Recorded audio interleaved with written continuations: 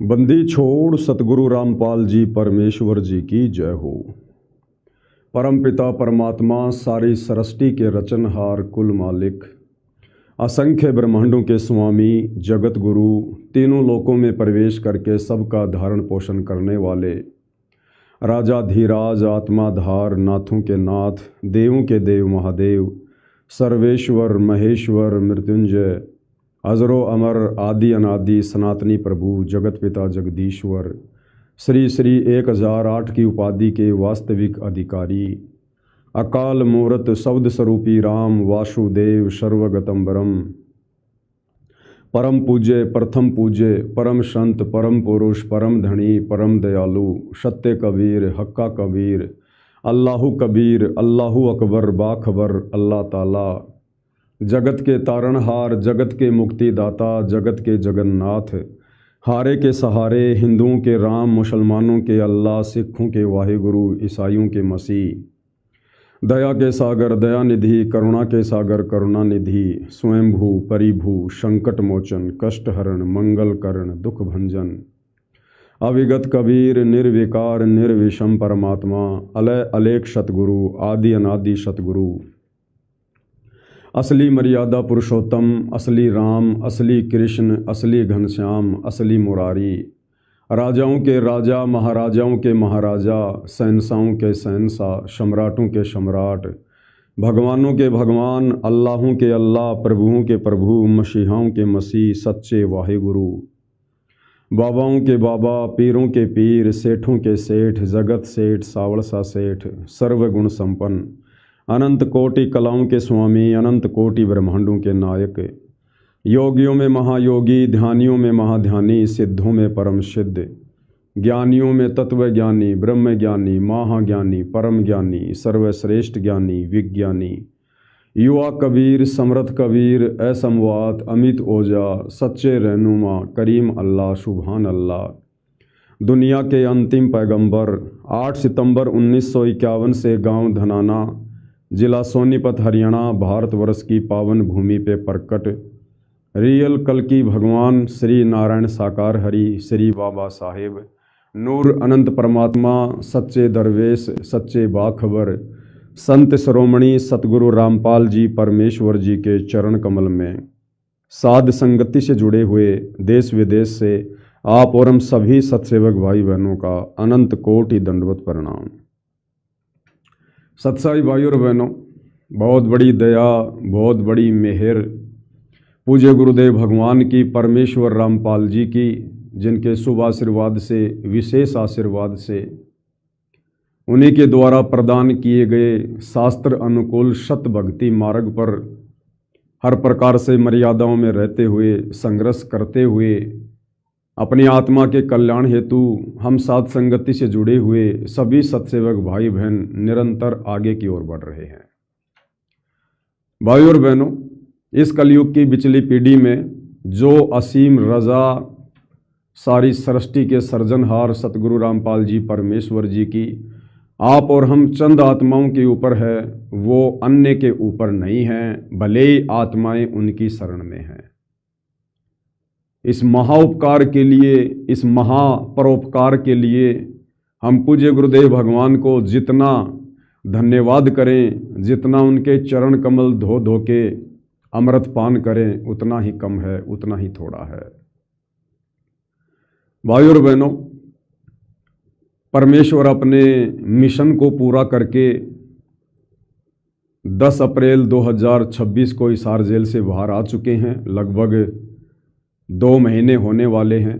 आज पूरे 2 महीने हो चुके हैं, क्योंकि 10 अप्रैल को आए थे, आज 10 जून 2026 है। लीला परमेश्वर जी की जारी रहेगी, परंतु मिशन समाप्त हो चुका है। कौन सा मिशन? सतलोक के लिए आत्माओं की छटनी करने वाला मिशन, सतलोक के लिए आत्माओं को तैयार करने वाला मिशन। ये मिशन परमेश्वर जी का समाप्त हो चुका है। जितनी आत्माओं को कबीर परमेश्वर सतगुरु रामपाल जी ने अपने धरती पर रहते सहते और इसी जन्म में सतलोक लेकर जाना है। उन आत्माओं को परमेश्वर जी ने पिछले 11 वर्षों से हिसार जेल में बैठकर भक्तों की छटनी करके उनको अपने शत मिशन साध संगति से जोड़कर अलग कर दिया है। अब साध संगति से जो भगत भाई बहन जुड़े हुए हैं या आने वाले समय में जो भगत भाई बहन साध संगति से जुड़ेंगे, उन्हीं में से सतलोक के लिए आत्माओं की छटनी होगी।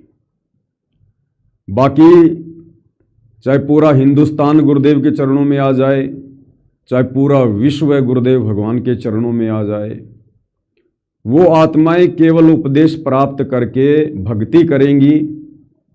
उन आत्माओं में केवल भक्ति का बीज डलेगा, उन आत्माओं के ऊपर केवल वो कलम चढ़ेगी भक्ति वाली।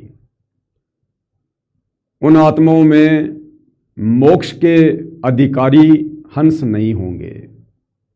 तो जो अधिकारी थे उनको गुरुदेव भगवान ने साध संगति से जोड़ दिया है। अब ये साध संगति में जो भगत भाई बहन जुड़े हुए हैं, अब इन भगत भाई बहनों के ऊपर निर्भर करता है, उनके विश्वास के ऊपर निर्भर करता है, उनकी मर्यादाओं के ऊपर निर्भर करता है, उनके आचार विचार व्यवहार के ऊपर निर्भर करता है कि आप अंत तक साध संगति से जुड़े रहेंगे या किसी भी अपनी कमजोरी के चलते आप जी साध संगति से हट जाएंगे। कहे कबीर सुनो वे साधो मैं तो हूं विश्वास में। ये हमारे विश्वास की परीक्षा चल रही है और समय समय पर साध संगति के माध्यम से भगत भाई बहनों को जो भक्ति क्रिया बताई जाती थी, समझाई जाती थी, जो नियम और मर्यादा बताई जाती थी, और जिन जिन भगत भाई बहनों ने साध संगति पर विश्वास करके कि वास्तव में यदि सतगुरु रामपाल जी का यथार्थ पंथ है तो साध संगति ही है, इस पर विश्वास करके जिन जिन भगत भाई बहनों ने उन तमाम भक्ति मर्यादाओं को, भक्ति क्रियाओं को फॉलो किया है और अपने गुरुदेव भगवान को प्रसन्न किया है, जिनके मन में किसी भी प्रकार का कोई भी संदेह, कोई भी शंका साध संगति को लेकर या साध संगति में जो भक्ति क्रिया बताई जाती थी उन भक्ति क्रियाओं को लेकर उत्पन्न नहीं हुई, उन आत्माओं का तो सौभाग्य। उन आत्माओं के तो मोक्ष में किसी प्रकार का कोई संशय नहीं है, यदि वो आत्माएं अंत तक विश्वास के साथ इसी प्रकार अपने गुरु को ही परमेश्वर मानकर और हर प्रकार से मोक्ष के लिए मर्यादाओं में रहकर इस मार्ग पर डटे रहे, टिके रहे। तो बाकी भाई छटनी का जो कर्म है वो लगातार जारी रहेगा, वो तो अंत तक जारी रहेगा। छटनी होती रहेगी। जो कच्चे भगत होंगे, जो डगमग भगत होंगे, अविश्वासी भगत होंगे, जो झुमकरा वाली स्थिति में होंगे, उनको कबीर परमेश्वर सतगुरु रामपाल जी धीरे धीरे साध संगति से आउट करते रहेंगे। कॉमन सेंस की बात है, कॉमन सेंस की। जब तक गुरुदेव भगवान हिसार जेल में बैठे थे, हर 15 दिन में, हर महीने में, हर 10 दिन में साध संगति का जिक्र उनके द्वारा होता ही होता था।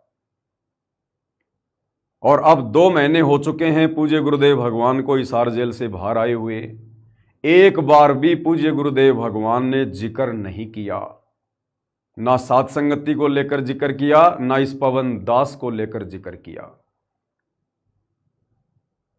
तो भाई और बहनों, ये कॉमन सेंस की बात है। ये क्यों जिक्र नहीं कर रहे पूज्य गुरुदेव भगवान? पूज्य गुरुदेव भगवान साध संगति का उस समय जिक्र करेंगे, इस पवन दास का उस समय जिक्र करेंगे जब साध संगति में पूर्णतया छटनी हो चुकी होगी। जो मक्खन है उस मक्खन को गर्म करके गंदगी निकाल के और अलग से रख लिया जाएगा। उसके बाद सतगुरुदेव भगवान साध संगति का भी जिक्र करेंगे। और ये पवन दास भी साध संगति में आ गया, कोई अलग नहीं है। जहां साध संगति का जिक्र हो गया, समझो दास का भी हो गया। तब तक हम भगत भाई बहनों ने धैर्य धारण करना है। जल्दबाजी का काम शैतान का होता है। और जैसा भाई बहनों को दास ने बताया है, देखो सब कुछ वैसा ही होता जा रहा है और सब कुछ वैसा ही होगा। दास ने आप भाई बहनों को पहले ही बता दिया था, गुरुदेव के जेल आने से पहले बहुत बार बताया है कि जब पूज्य गुरुदेव भगवान हिसार जेल से बाहर आएंगे तो कौन सही है कौन गलत है इस बात की पंचायत लेके नहीं बैठेंगे। जिसने जैसा बीज इस भक्ति मार्ग पर 11 साल में बीजा है, जिसने जैसे भी कर्म किए हैं, जैसी भी मर्यादा निभाई है, समय आने पर वो परिणाम सबके सामने होंगे। और जब वो परिणाम सबके सामने होंगे तो सबको शब्द ही पता चल जाएगा कि साध संगति क्या है और अन्य जो भाई बहन जिस प्रकार से भक्ति कर रहे हैं मर्यादा तोड़कर, वो क्या है। और बिल्कुल वही हो रहा है। गुरुदेव भगवान ने कोई जिक्र नहीं किया, दोनों पक्षों को बैठाकर, आश्रम से जुड़े भाई बहनों को और साध संगति से जुड़े भाई बहनों को बैठाकर कोई चर्चा नहीं, कोई जिक्र नहीं है। दूसरा दास कहा करता था कि अब सत्संग समाप्त हो चुके हैं। गुरुदेव भगवान ने जो सत्संग करने थे वो हिसार जेल में बैठकर विशेष संदेश के नाम पर भेज दिए। अब इसके बाद गुरुदेव जेल से बाहर आकर कोई सत्संग नहीं करेंगे। क्या हुआ, जो 10, 5, 20 मिनट भक्तों को संदेशा दे दिया। और देख लो भाई और बहनों, वही हो रहा है। आज 2 महीने हो गए पूज्य गुरुदेव भगवान को। 2 महीने में केवल उन्होंने 3 ही सत्संग किए हैं। पहला सत्संग जेल से बाहर आते ही 8 मिनट का, उसके बाद में एक 20 मिनट का और फिर एक 25 मिनट का। इसके अलावा कोई चर्चा नहीं, कोई सत्संग नहीं किसी भी प्रकार का। और दास ने कहा था कि अब आगे सत्संग ये पवन दास करेगा। सत्संग का मतलब ये नहीं कि भाई आप जी गुरु की गद्दी पर बैठकर या सामने बैठे लोगों को अपना शिष्य मानकर जब आप कुछ बोलोगे तो वही सत्संग करना होता है। नहीं, इस प्रकार से सत्संग करने के अधिकारी केवल धरती पर सतगुरुदेव भगवान है। ये गलती तो कोई कर ही नहीं सकता। कोई मंद बुद्धि होगा वो ऐसा विचार मन में ला सकता है। सत्संग का मतलब है 2 भगत भाई आपस में मिलकर अगर अपने गुरुदेव के प्रवचनों पर चर्चा करते हैं, उनकी पुस्तकों पर चर्चा करते हैं, उनके सत्संगों पर चर्चा करते हैं, वो भी सत्संग ही कहलाता है। तो दास ने कहा था कि वह आगे सत्संग ये पवन दास करेगा और ये पवन दास ही कर रहा है। भाई और बहनों, ज्ञान गंगा पुस्तक के ऊपर गुरुदेव भगवान ने सत्संग करवा दिए। अभी ज्ञान गंगा पुस्तक के ऊपर वीडियो बनने जारी हैं। कम से कम 8-9 वीडियो अभी शेष हैं। और जैसे ही ज्ञान गंगा पुस्तक के ऊपर वीडियो बनाने की श्रृंखला खत्म होगी, उसके तुरंत बाद कबीर बड़ा या कृष्ण इस पवित्र पुस्तक के ऊपर 21 जून 2026 से वीडियो बनने की श्रृंखला जारी हो जाएगी। लगभग 50 से 60 सत्संग इसके ऊपर होंगे।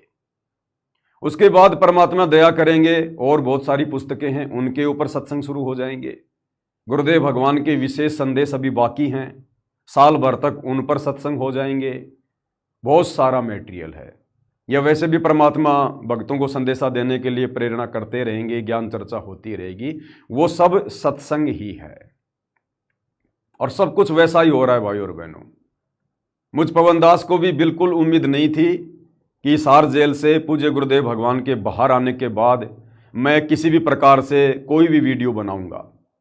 लेकिन गुरुदेव भगवान की मर्जी, उनकी मौज, उनकी रज़ा, वो जैसा चाहेंगे वैसा दास से करवाएंगे। वो जब तक सेवा लेंगे दास को सेवा देनी पड़ेगी, मेरी कोई औकात नहीं है। बाकी गुरु बनना या गुरु बनने का विचार मन में लेके आना, जो तरह तरह के लांछन मुझ पवन दास के ऊपर अनजाने में भाई बहन लगाया करते थे, उनके सब की भविष्यवाणियाँ खत्म हो गई, समाप्त हो गई, फैल हो गई। ना मैं गुरु बना, ना मैंने कोई शिष्य बनाए, ना मैंने किसी जैसे ज्योति पाठ का पैसा लिया और ना मैंने कोई आश्रम खोला, ना मैंने भक्ति मार्ग से किसी भगत भाई बहन को भ्रमित किया, ना मैंने सतगुरु की कोई निंदा की। केवल आप भाई बहनों को दृढ़ता प्रदान की है और यह दृढ़ता भक्ति मार्ग पर मोक्ष के लिए अति आवश्यक थी। तो भाई और बहनों, सब कुछ वैसा ही होगा जो परमात्मा ने साध संगति के माध्यम से जिक्र करवाया, बुलवाया बस समझने का थोड़ा अंतर है, बाकी सब कुछ वैसा ही हो रहा है, कोई अंतर नहीं है। और आगे भी मालिक के आशीर्वाद से सब कुछ वैसा ही होगा। तो भाइयों और बहनों, आज हम जिस विशेष मुद्दे पर लाइव आए हैं, कुछ एक पॉइंट है, बीच बीच में भाई बहनों को क्लियर करना बहुत ज़रूरी होता है, ताकि भाई बहन कमज़ोर ना पड़ जाएं, डगमग ना हो जाएं, कहीं किसी के बहकाव में आकर या जल्दबाजी में ज्ञान की कमी के चलते कोई ऐसा कदम ना उठा लें जो लाभ की जगह हानि में तब्दील हो जाए। इसलिए दास को बीच बीच में गुरुदेव की प्रेरणा से लाइव आना पड़ता है। अभी तक पूज्य गुरुदेव भगवान ने जो सात संगति का जिक्र नहीं किया है, इसका एक और मुख्य कारण है। और वो मुख्य कारण क्या है? वैसे तो सात संगति से जुड़कर भाई बहनों ने बहुत सारी भक्ति क्रियाओं को अपने जीवन में ढाल लिया है, गुरुदेव के प्रत्येक वचन पर दृढ़ता के साथ में चल रहे हैं। लक्ष्य केवल मोक्ष प्राप्ति ही रह गया है, बाकी हमें किसी से कोई लेना देना नहीं, ना पहले किसी से कोई राग द्वेष ईर्ष्या मनमुटाव था, ना वर्तमान में है। हमारा मकसद केवल भाई बहनों तक सच्चाई पहुंचाना थी, वो हमने दृढ़ता के साथ में पहुंचाई। उसमें हमने कोई पोताई नहीं बरती किसी भी प्रकार की। उसके लिए जो भी कीमत हमने चुकानी पड़ी हमने चुकाई, वो चाहे मार पिटाई खाना हो, चाहे मुकदमे लगवाना हो, चाहे जेल जाना हो, गालियां खाना हो, धमकियां देना हो। जो भी हमारे बड़े भाई बहनों ने जो आश्रमों से जुड़े हैं, उन्होंने हमारे साथ जो भी गलत व्यवहार किया, जैसा भी किया उनके मन में आया, हमने उसको सहन किया और अपने गुरुदेव भगवान पर विश्वास करके संदेश उनकी आत्माओं तक सात संगति के माध्यम से पहुंचाया। तो जो भाई बहन सात संगति की प्रत्येक भक्ति क्रियाओं पर दृढ़ रहे, हर प्रकार की बुराइयों से दूर रहे, उनको तो परमेश्वर ने एक प्रकार से सेलेक्ट कर लिया है। अब सेलेक्ट करने का मतलब ये भी नहीं है कि आगे वो चाहे जो मर्जी बकवाद करो सेलेक्ट हो गए, नहीं। गुरुदेव ने कहा यदि कोई बच्चा सरकारी नौकरी लग जाता है तो ऐसा नहीं है कि आगे चल के कोई गलती करेगा तो उसको टर्मिनेट नहीं किया जाएगा, उसको हटाया नहीं जाएगा। अगर गलती करेगा तो उसको वहां से हटा दिया जाएगा। परमात्मा कहते हैं पाकी फसल देख कर गरबइयो मत किसान, भाई अभी तो झोले बहुत हैं, घर आले तब जान। तो जो भगत भाई बहन दृढ़ता से विश्वास के साथ, विश्वास किस पर? अपने गुरुदेव भगवान पर, उनके ज्ञान पर, जो दृढ़ता के साथ सात संगति से जुड़े हुए हैं, अपनी भक्ति क्रियाओं में किसी प्रकार की कोई भी पोताई नहीं बरत रहे हैं, बिल्कुल हर क्रिया को तन मन से कर रहे हैं, तो वो तो परमेश्वर के द्वारा सिलेक्टेड हैं, कोई दिक्कत नहीं है। बाकी कुछ एक भाई बहन जो सात संगति से जुड़े हुए थे, लेकिन किसी कारण से वो इन विषय विकारों से दूर नहीं हो पा रहे थे, और उधर से गुरुदेव भगवान भी सार जेल से बाहर आ गए अपने मिशन को पूरा करके। तो उन भगत भाई बहनों को थोड़ी सी चिंता बन गई कि अब हमारा क्या होगा। यानी बार बार सात संगति में संदेशा दिया जाता था कि गुरुदेव भगवान के हिसार जेल से बाहर आने से पहले पहले हंस बन जाओ। भगत तो हम उसी दिन बन जाते हैं जिस दिन नाम दीक्षा लेते हैं, लेकिन हंस हम उस दिन बनते हैं जब हम काम, क्रोध, लोभ, मोह, अहंकार, इन तमाम प्रकार की बुराइयों से पूर्णतया पीछा छुड़वा लेते हैं। तो दास बार बार कहा करता था कि भाई जिस दिन गुरुदेव भगवान हिसार जेल से बाहर आ जाएंगे उसके बाद हंस बनने का मौका नहीं मिलेगा, उससे पहले पहले हंस बनो। तो जो भगत भाई बहन किसी कारण से हंस नहीं बन पाए थे, जो भी उनकी मजबूरियां रही होंगी, ज्ञान की कमी रही होगी, तो उन भाई बहनों को एक चिंता हो गई कि अब हमारा क्या होगा, हम तो विषय वासनाओं से दूर हो ही नहीं पाए। तो भाई और बहनों, उन भाई बहनों को जो साध संगति से जुड़े हुए थे, कोशिश भी कर रहे थे, लेकिन किसी कारण से उनकी अपनी कमजोरी के चलते वो अभी विषय वासनाओं से दूर नहीं हो पा रहे थे, उन आत्माओं को गुरुदेव भगवान ने ये थोड़ा सा समय अभी और दिया है कि सुधर जाओ, संभल जाओ। इसलिए गुरुदेव भगवान अभी तक सात संगति का जिक्र नहीं कर रहे। और जिस दिन गुरुदेव भगवान साध संगति का जिक्र कर देंगे उस दिन उन कमजोर भगत भाई बहनों के लिए यदि वो नहीं सुधरे तो वो ऑप्शन भी पूर्णतया खत्म हो जाएगा, नष्ट हो जाएगा। तो साध संगति से जुड़ी हुई आत्माओं में यदि अभी भी कोई विकार शेष है किसी भी प्रकार का, जो मोक्ष के लिए बहुत जरूरी है, उन विकारों से दूर होना। कामी, क्रोधी, लालची, इनसे भक्ति न होए, भक्ति करे कोई सूरमा, जात वर्ण कुल खोए।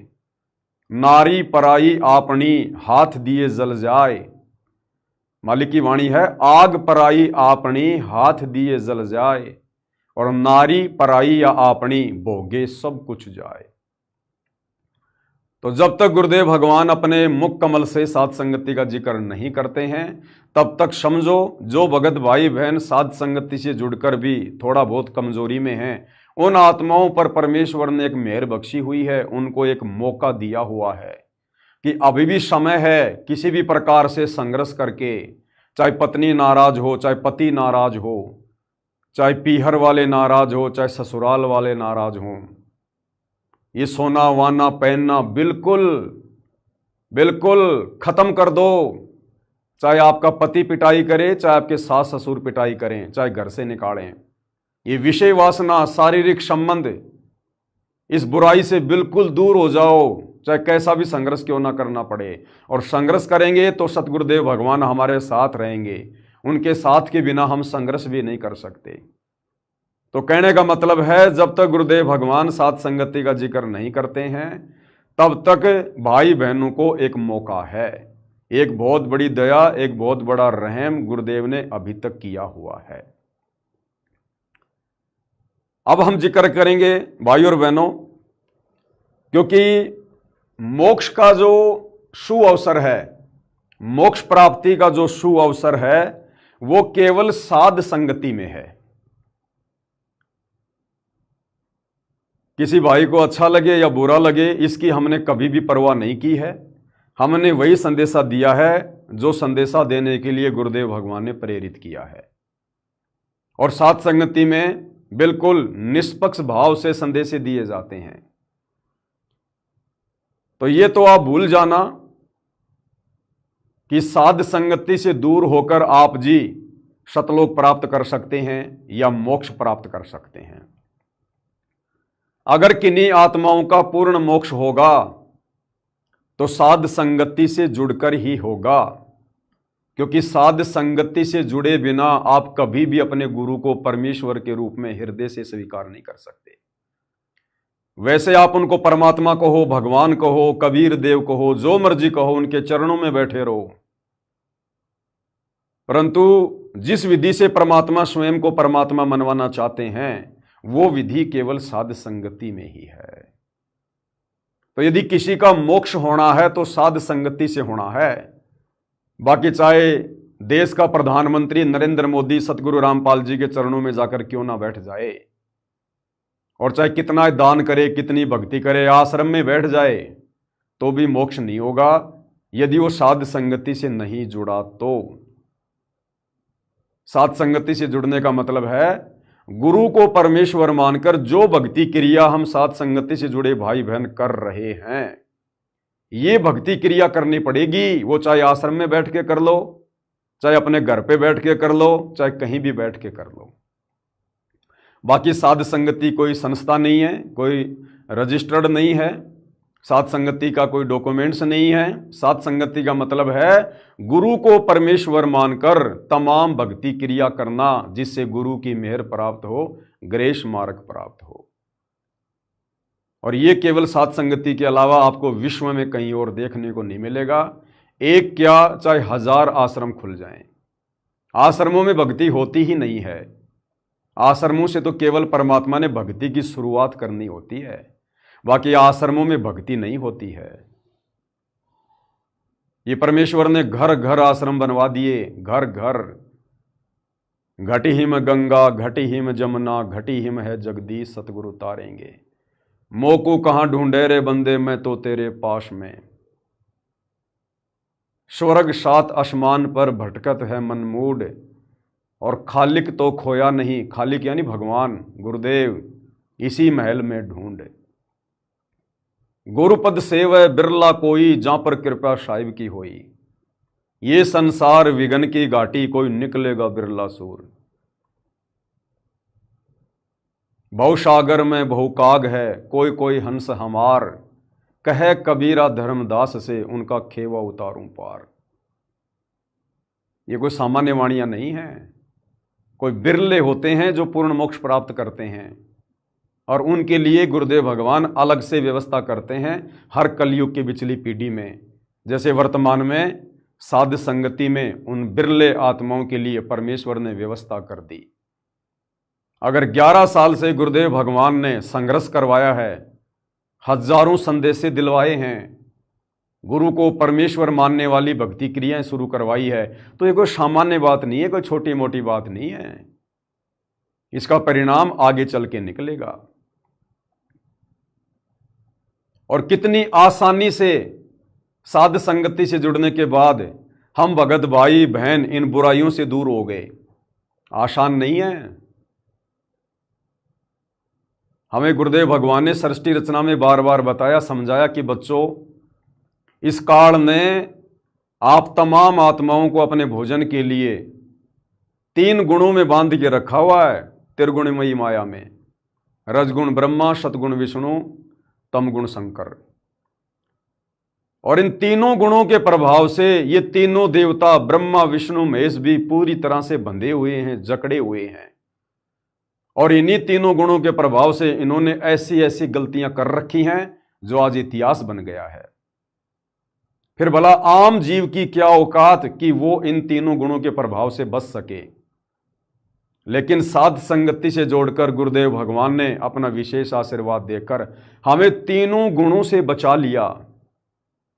आज युवा अवस्था में साध संगति से जुड़े हजारों की संख्या में भगत भाई बहनों ने पति पत्नी से हटकर भाई बहन के रिश्ते बना लिए। ये कोई सामान्य बात नहीं है। 30-30 साल की उम्र में जहां पर शादी की उम्र होती है, वहां भाई बहनों ने आपस में जो पहले पति पत्नी के संबंध में थे, अब भाई बहन के संबंध में है। ये गुरुदेव भगवान के विशेष VIP आशीर्वाद के बिना, तीनों गुणों के प्रभाव को निष्क्रिय किए बिना संभव नहीं है।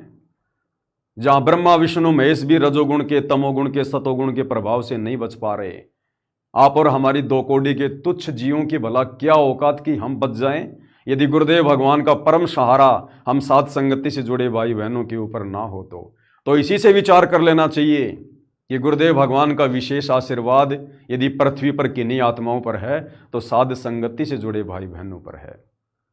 बाकी अन्य भाई बहनों की जो गुरुदेव के भगत हैं लाखों की संख्या में, उनकी क्या स्थिति है आप जी भली भांति जानते हैं। दास अब ज़्यादा गहराई में नहीं जाना चाहता। बहुत सारे वीडियो बना रखे हैं, आप सबको पता है कि कितना राग द्वेष, ईर्ष्या, मनमुटाव, छल कपट, वैर भाव, निंदा चुगली, रजोगुण, तमोगुण, सतोगुण उन आत्माओं में कूट कूट के भरा हुआ है जो अपने आप को परम भगत मानकर बैठे हुए हैं।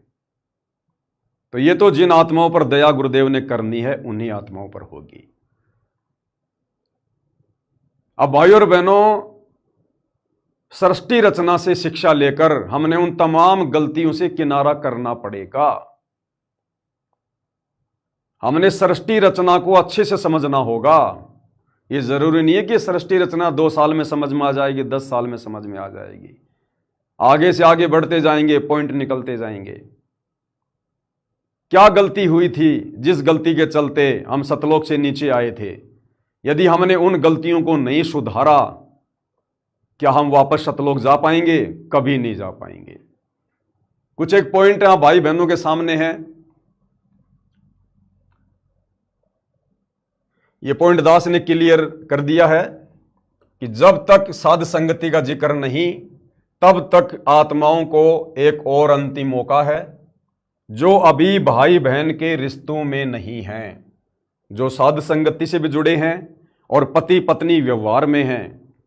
उन आत्माओं को गुरुदेव भगवान ने एक अंतिम मौका दिया है। कब तक? जब तक गुरुदेव भगवान साध संगति का जिक्र नहीं करते हैं। या वो भाई बहन जो साध संगति से जुड़े हुए हैं और अभी भी रमैनी करने की सोच रहे हैं कि अभी तो मैं शादी करूंगा, बच्चे उत्पन्न करूंगा, अपना घर बसाऊंगा और साध संगति से भी जुड़े हुए हैं, तो वो भाई बहन भी समझ जाएं, अगर वास्तव में मोक्ष प्राप्त करना है तो ये रमेणी फमेणी का चक्कर अपने दिलो दिमाग से निकाल दो। 2 दिन का जीवन है ये मौका दिया है परमात्मा ने। असंख्य जन्मों के बाद बिल्ली के बाग का छिक्का टूटा है। दास ज्यादा गहराई में नहीं जाएगा, सैकड़ों वीडियो बन चुके हैं इस विषय पर। ये आवन जान बखेड़ा या कौन बसावे खेड़ा। तो ये 2 प्रकार के भक्तों पर अभी गुरुदेव भगवान ने रजा की हुई है, उनको अभी थोड़ा और मौका दिया है। पहले कौन? जो अभी भाई बहन के रिश्तों में नहीं हैं या जो रमेणी करने की सोच रहे हैं। विचार कर लेना भाई। उसके बाद देखिए भाई और बहनों, सतलोक से गिरने के लिए काल ने बहन को पत्नी बनाया। काल ने सतलोक में हट करके तप करके 21 ब्रह्मांड प्राप्त किए, सृष्टि रचना की सामग्री प्राप्त की, आत्माओं को भी प्राप्त कर लिया। परमेश्वर ने सब कुछ दे दिया और ये सारी सामग्री प्राप्त करके उस काल ने, ज्योति निरंजन ने सतलोक में ही रहना था। सारे ठाट बाट प्राप्त करने थे, सारा सुख प्राप्त करना था। ना कोई लक 84 का कष्ट, ना कोई जन्म मरण का कष्ट, ना कोई तपस्या का कष्ट, ना कोई नरक का कष्ट। लेकिन क्या गलती करी उसने, जिस गलती के चलते उसको सतलोक से निष्कासित किया गया? उसने अपनी ही बहन को पत्नी बनाया। किसको? अपनी बहन को। जिस हंस आत्मा को गुरुदेव ने युवा लड़की बनाया था और काल के पास भिजवा दिया था, जिसको आगे चलकर दुर्गा कहा गया, आदि माया कहा गया, क्योंकि सतलोक में हम सब आपस में भाई बहन हैं। वहां मैथुन क्रिया से संतान उत्पत्ति नहीं है, वहां शब्द से संतान उत्पत्ति है। तो ये ज्योति निरंजन काल भी उसी परमात्मा के वचन से उत्पन्न और ये आदि माया दुर्गा भी उसी परमात्मा के वचन से उत्पन्न। हम सब वहां पर भाई हैं आपस में। इस ज्योति निरंजन ने अपनी बहन को कुदृष्टि से देखा और इसने उसके साथ में जबरदस्ती करने का प्रयास किया। कहने का मतलब है इसने अपनी बहन को अपनी पत्नी बनाया और इसी बात की सजा परमेश्वर ने इसको दी, सतलोक से निष्कासित कर दिया। अब यदि वापस हमने सतलोक जाना है तो गांठ बांध लेना। जो गलती सतलोक में हुई थी, जब तक उसको हम यहां नहीं सुधारेंगे हम सतलोक नहीं जा सकते। तो सतलोक से नीचे क्यों भेजा? क्योंकि काल ने अपनी बहन को अपनी पत्नी बनाया। अब यदि वापस सतलोक जाना है तो हंस आत्माओं ने क्या करना पड़ेगा? वापस अपनी पत्नी को अपनी बहन बनाना पड़ेगा। वापस अपनी पत्नी को अपनी बहन बनाना पड़ेगा, क्योंकि जो ज्ञान आप और हमें गुरुदेव ने दे दिया सृष्टि का तत्व ज्ञान, ये दुनिया वालों को नहीं है। ये 21 ब्रह्मांड की सृष्टि भाई बहन से चली हुई है। ये बहुत गंदा कर्म है। जब ज्योति निरंजन ने दुर्गा के साथ में जबरदस्ती करने का प्रयास किया, स्त्री इंद्रिय लगाने का प्रयास किया, तो दुर्गा ने क्या कहा था कि ज्योति निरंजन मेरे पास में पिता की दी हुई शब्द शक्ति है, आप जितनी आत्मा कहोगे मैं उत्पन्न कर दूंगी। ये भाई बहन का रिश्ता ये कलंकित मत करो। अगर भाई बहन इस प्रकार से शारीरिक संबंध बनाएंगे तो ये महापाप होगा। तो 21 ब्रह्मांड की सृष्टि भाई और बहन के योग से चली हुई है, तो क्या हम इसको सुधारेंगे नहीं? जिनको ज्ञान हो गया वो तो सुधारेंगे, जिनको मोक्ष प्राप्त करना होगा वो तो सुधारेंगे अपनी गलती को।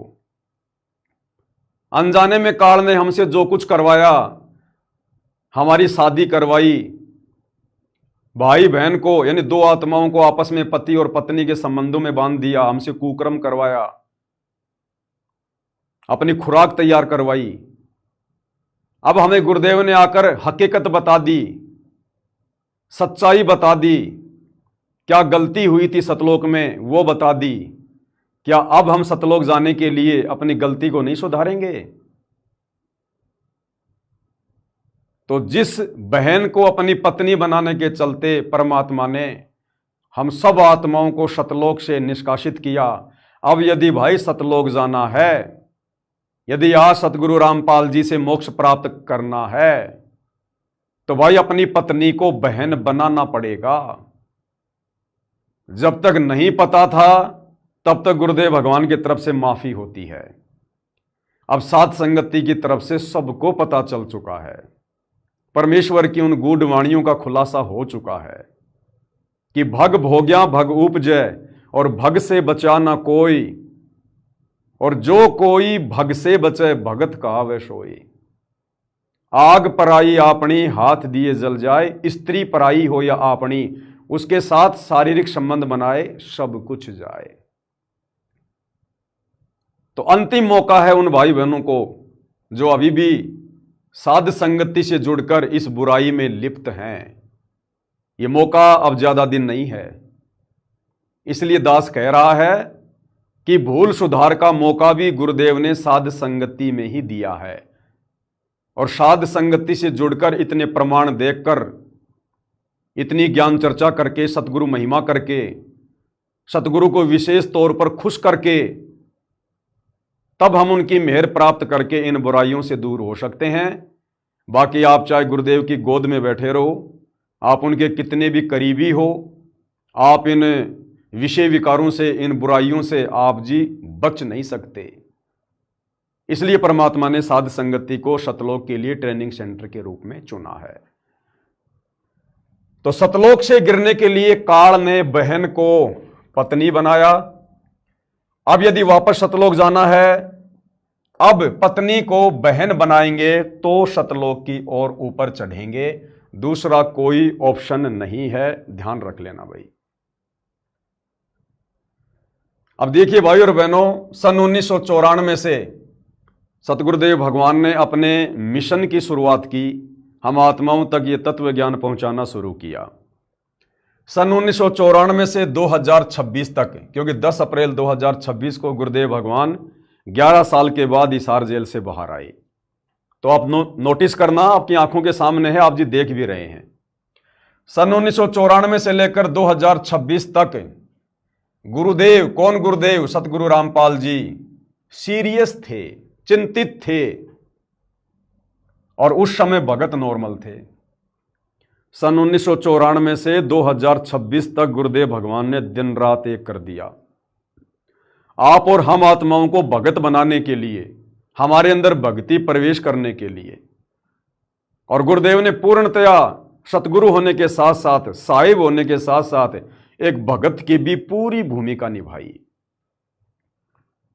सन 1994 से 2026 तक नोट कर लेना, देख लेना, गुरुदेव भगवान हम आत्माओं के आत्म कल्याण को लेकर पूरी तरह से चिंतित थे। आपने कभी उनके चेहरे पर हंसी खुशी नहीं देखी होगी।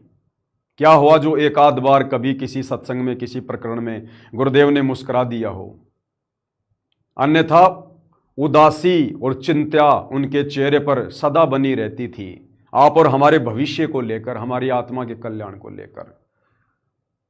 एक भगत की पूरी भूमिका निभा के दिखाई उन्होंने, आप और हमें भगत बनाने के लिए। गुरुदेव कभी किसी रिश्तेदारी में नहीं गए, कभी किसी रिश्तेदारी के किसी फंक्शन में नहीं गए, चाहे किसी का जन्म हुआ हो, चाहे किसी की मृत्यु हुई हो। गुरुदेव भगवान कभी किसी जगह पर घूमने फिरने, पिकनिक मनाने के लिए नहीं गए। आपने 1994 से 2026 तक उनका कोई मित्र, कोई यार, कोई दोस्त, कोई फ्रेंड कुछ नहीं सुना होगा, कुछ नहीं देखा होगा। राजनीति वगैरह इन सब से गुरुदेव भगवान दूर थे, सामाजिक कार्यक्रमों से भगवान दूर थे, अन्य प्रकार के सामाजिक कार्यों से भगवान दूर थे। केवल सत्संग दिन रात एक कर दी गुरुदेव भगवान ने। तो सन 1994 से 2026 तक हम आत्माओं के आत्म कल्याण के लिए गुरुदेव भगवान चिंतित थे, सीरियस थे।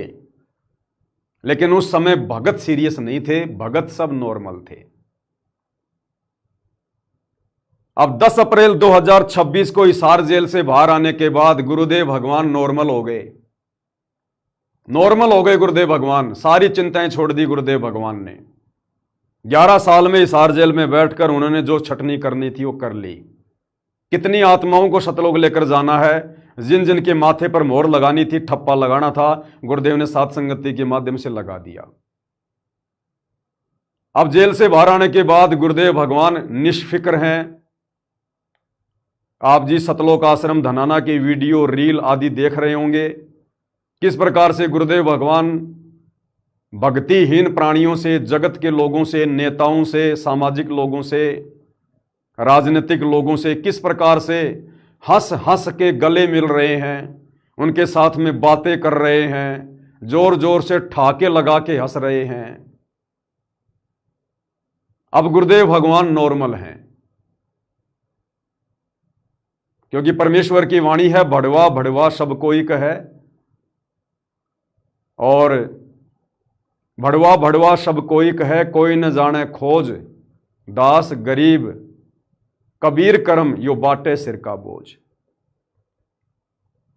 यानी जो सिर का बोझ परमात्मा ने हल्का करना था, अपने नकली भक्तों का भार जो अपने सिर से उतारना था, वो परमेश्वर ने 11 साल हिसार जेल में बैठकर उतार दिया। सबकी परीक्षा लेकर सबका झाड़ा ले लिया।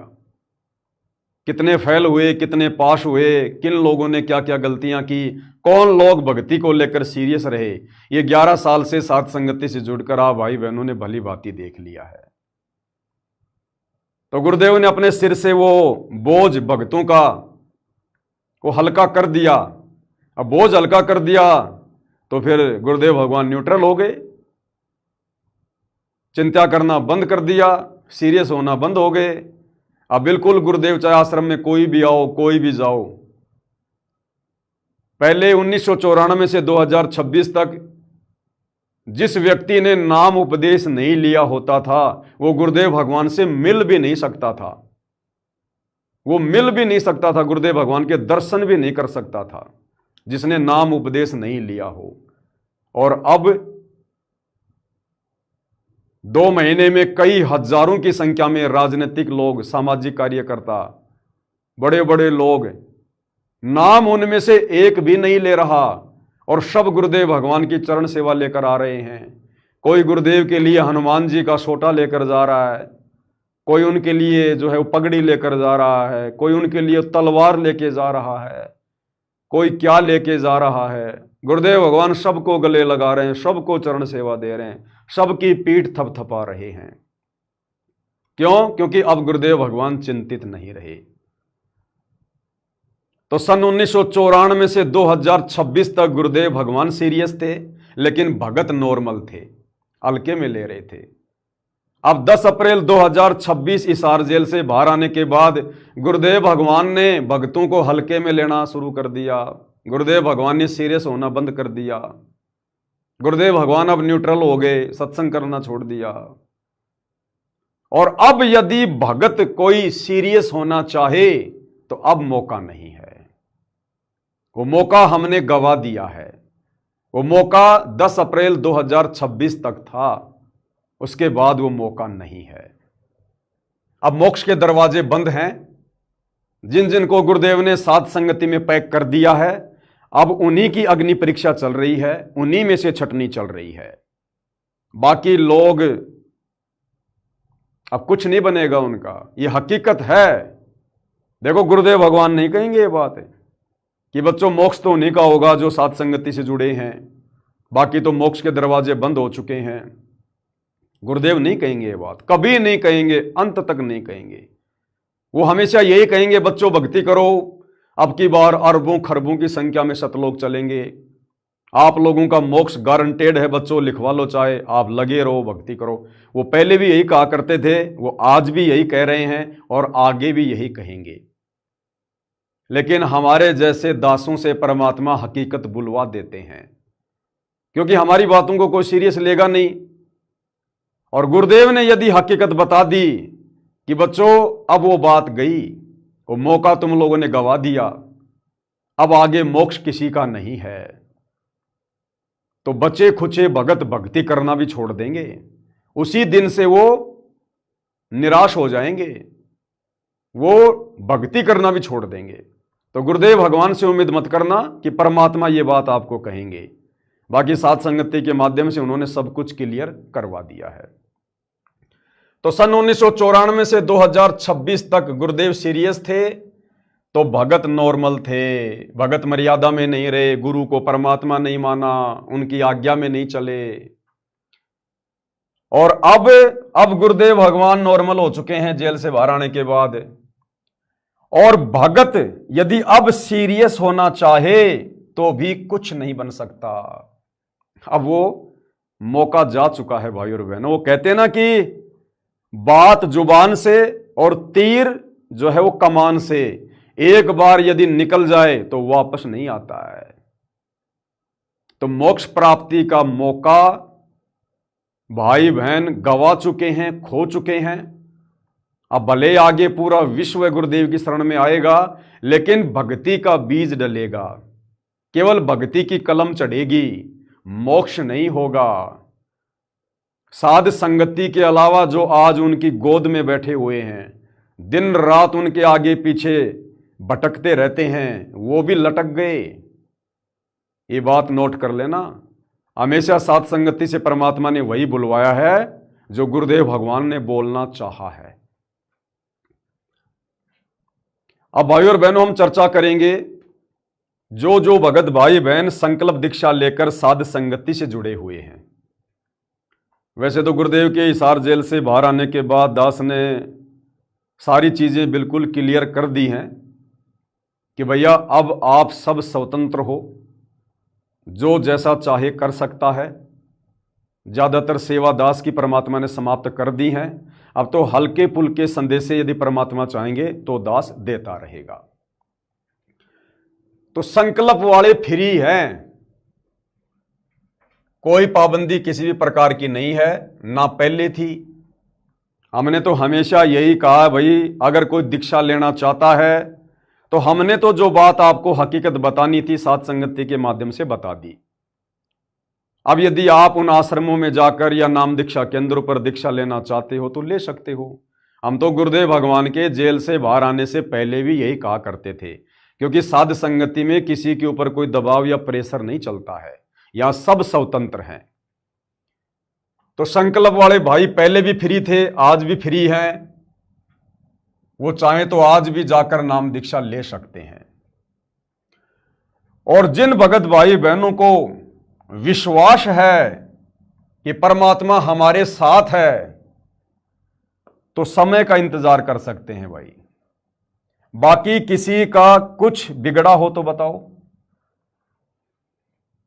संकल्प दीक्षा लेकर जो भगत भाई बहन साध संगति से जुड़े हुए थे, कोई 2 साल से, कोई 4 साल से, कोई 5 साल से, अगर उन भाई बहनों का यदि वो मर्यादा में रहकर साध संगति से जुड़े रहे, यदि उनका बाल भी बाका हुआ हो तो बता दो, एक का भी। तो जब तक गुरुदेव भगवान कोई स्थिति क्लियर नहीं करते हैं, तब तक यदि आप साध संगति से उसी प्रकार विश्वास के साथ जुड़े रहोगे, अपने गुरुदेव को अपने साथ में समझ के, तो आगे क्या बिगड़ जाएगा भाई। भक्ति तो विश्वास की है। आपने नाम दीक्षा ले ली और विश्वास आपको है नहीं, आपका सब कुछ बिगड़ जाएगा। और गुरुदेव कहते हैं, जिस दिन ये आत्मा इस ज्ञान को सुनकर और हृदय से स्वीकार कर लेती है कि धरती पर इस ज्ञान के अलावा और कोई ज्ञान नहीं है और गुरुदेव के अलावा कोई मोक्ष प्रदान करने वाली शक्ति नहीं है, और यदि वो आन उपासना त्याग देती है, बुराइयां छोड़ देती है, उसी दिन से परमात्मा उस आत्मा को काल की कैद से छुड़वाकर अपने पाले में कर लेता है, भले ही उसने नाम भी ना लिया हो, उसी दिन से। और बहुत सारे एग्जाम्पल गुरुदेव ने सत्संगों में दिए हैं, दास ने समय समय पर आप भाई बहनों को बताया भी है, दिखाया भी है। तो साध संगति में जो भक्ति है वो है विश्वास की। विश्वास काम करेगा यहां पर। बहुत सारे भाई बहन जैसे दास को मैसेज भेजते रहते हैं या दूसरे भगत भाई बहनों के माध्यम से दास के पास में संदेश आए हैं कि भगत जी अब हम साध संगति वाले जाकर गुरुदेव से दीक्षा ले सकते हैं क्या। तो भाई ये भी कहीं न कहीं उन भगत भाई बहनों की कमजोरी है, अभी उन्होंने ज्ञान को अच्छे से समझा नहीं है, अभी बात उनकी समझ में आई नहीं है। एक बात बताओ, आप साध संगति से जुड़े हुए भाई बहन संकल्प दीक्षा लेकर अपने अपने घरों पर गुरुदेव भगवान को भोग लगाते कि नहीं लगाते? लगाते हो ना? तीनों समय की आरती करते हो ना? और भोग आप किस प्रकार से लगाते हो? गुरुदेव का आसन लगाकर सामने भोजन को रख देते हैं। फिर हम गुरुदेव भगवान से प्रार्थना करते हैं कि हे परमपिता परमात्मा, सारी सृष्टि के रचनहार कबीर परमेश्वर सतगुरु रामपाल जी भगवान, आप जी का भोग प्रसाद तैयार है, आप अपनी पवित्र रसना से इसे पवित्र करने की कृपा करें। और आसन लगाकर हम गुरुदेव भगवान से घुटनों के बल बैठकर हाथ जोड़कर प्रार्थना करते हैं कि हे पूज्य गुरुदेव भगवान, आप जी का आसन तैयार है, आप विराजमान होने की दया कीजिए। यदि आपको विश्वास है कि मेरी प्रार्थना पर मेरे गुरुदेव भगवान शब्द रूप में आसन पर विराजमान होते हैं उस भोजन को प्रसाद बनाने के लिए, तो फिर आपको यह भी विश्वास होना चाहिए कि जो भगवान आपकी प्रार्थना पर आसन पर विराजमान होकर भोजन को प्रसाद बनाता है, जो गुरुदेव भगवान आरती के समय सिंहासन पर विराजमान होकर आरती को स्वीकार करते हैं, क्या वो गुरुदेव भगवान आपको नाम दीक्षा नहीं दे सकते? यदि आप नाम दीक्षा के योग्य हो चुके हैं तो क्या वो गुरुदेव भगवान जो रोजाना आपके घर पर आ रहे हैं, आपने बेड किसके लिए लगा रखा? फिर अपने रिश्तेदार के लिए। कौन विराजमान होता फिर उस बेड पर? और यदि भगवान आपका भोजन ग्रहण करने नहीं आता है, आरती के समय आपकी आरती स्वीकार करने नहीं आता है, जो बेड आपने लगा रखा है उस पर विश्राम करने नहीं आता है, तो क्या फायदा फिर आपका भक्ति करने का, जब परमात्मा ही आपके साथ में नहीं है? तो यदि आपको विश्वास है कि जो भक्ति क्रिया मैं कर रहा हूं गुरुदेव भगवान आसन पर विराजमान होकर उसे स्वीकार करते हैं, तो गुरुदेव भगवान रोजाना तुम्हारे घर पर आ रहे हैं नहीं आ रहे? तो क्या गुरुदेव भगवान को नहीं पता कि इस आत्मा को नाम दीक्षा चाहिए, इस आत्मा को नाम भी देना है? क्या वो परमात्मा तुम्हें दीक्षा नहीं दे सकता? वो तो प्रकट होके भी दे सकता है, वो तो शौपन में भी दे सकता है, हजार तरीके हैं परमात्मा के पास में। तो अब जो भगत भाई बहन ये कह रहे हैं कि हम संकल्प वालों का क्या होगा, क्या हम सतलोक आश्रम धनाना में जाकर या अन्य नाम दीक्षा केंद्रों पर जाकर दीक्षा ले सकते हैं क्या? इसका मतलब अभी तक आप भाई बहन जो जो भक्ति क्रिया कर रहे थे, आप गुरु को परमात्मा मान के नहीं कर रहे थे। आपको विश्वास ही नहीं है कि गुरुदेव भगवान आरती के समय, भोग के समय या वैसे मेरे घर पर विराजमान होते होंगे। अगर विश्वास होता तो आपके मन में ये विचार भी नहीं आता, विचार भी। अरे मैं पवन दास, मुझे केवल सतनाम तक ही प्राप्त है, क्या मुझे सार नाम नहीं चाहिए? क्या बिना सार नाम के मेरी मुक्ति हो जाएगी? अरे तो जिस दिन मुझे सार नाम मिलेगा उस दिन आपको भी दीक्षा मिल जाएगी। तो जो भाई बहन इस प्रकार की बातें कर रहे हैं ना, उनको थोड़ा सा जोर डालना चाहिए अपनी बुद्धि के ऊपर। आप साध संगति से जुड़े हो तो संकल्प वाले भाई बहन फ्री है, बाकी कोई जाना चाहे, नाम दीक्षा लेना चाहे तो ले सकता है। भाई पवन दास किसी का दोषी नहीं बनना चाहता है, ना मैंने पहले किसी को मना किया, केवल समझाया, विधान बताया, हकीकत बताई। और आज भी आपको समझा रहा हूं, विधान बता रहा हूं, हकीकत बता रहा हूं।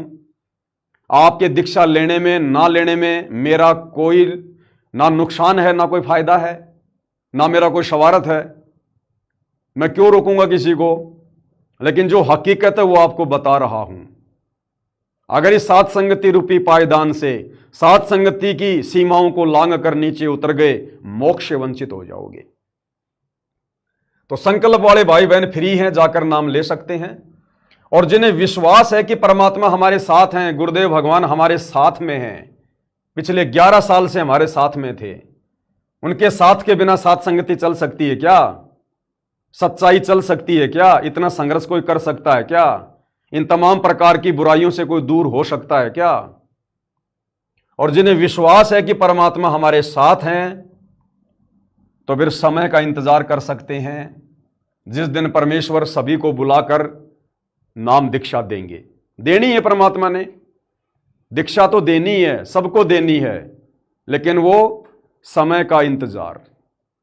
अब कौन कौन समय का इंतजार कर पाता है, ये उस भगत के अपने ज्ञान के ऊपर निर्भर करेगा। बाकी किसी का कुछ बिगड़ा हो तो बता दो भाई, साथ संगति में आज तक। फिर बहुत सारे भगत भाई बहनों के मन में ये आता है, जो संकल्प नाम दीक्षा से जुड़े हुए हैं, वो भाई बहन सोचते हैं कि यदि हम लेट हो जाएंगे, जो सोचते हैं कि लेट नाम मिलेगा तो भक्ति कमाई कैसे बनेगी। यदि हमने अभी गुरुदेव के पास जाकर नाम दीक्षा प्राप्त नहीं की, यदि हमें वो मंत्र नहीं मिले और यदि हमने उन मंत्रों का जाप करना शुरू नहीं किया, तो हमारी भक्ति कमाई कैसे बनेगी, हम तो लेट हो जाएंगे। भाई और बहनों, परमात्मा कहते हैं सुमरण तो थोड़ा ही भला, जीवन तो थोड़ा ही भला, जस सत्य सुमरण हो, ये लाख बरस का जीवना लेखे धरे न कोई। ये भी उस भगत की कमजोरी है जो ये सोचता है कि अगर नाम दीक्षा लेट लेंगे तो हमारी भक्ति कमाई कैसे बनेगी, भक्ति का धन कैसे जुड़ेगा। ये भी उस भगत की कमजोरी है। आप चाहे 20 साल से नाम का जाप कर रहे हैं और मर्यादा में है नहीं, विश्वास आपको है नहीं, गुरु को परमात्मा मान नहीं रहे, क्या करोगे उस भक्ति धन का जोड़ के, क्या करोगे। वो भक्ति धन आपको यहीं पे फंसा के रखेगा। इसलिए परमात्मा कहते हैं जीवन तो थोड़ा ही भला, जैसे सत सुमरण होए, और लाख बरस का जीवना लेख धरे न कोई। सारे उदाहरण दे रखे हैं गुरुदेव ने इस आत्मा को शांत करने के लिए। श्री रामचंद्र जी के दादा राजा सड़ दलीप की कथा गुरुदेव ने हमें समझाई।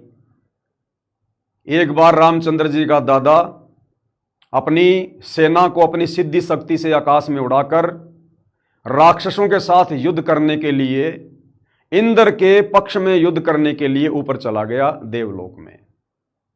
युद्ध हो गया, राक्षस हार गए, देवता विजय हो गए।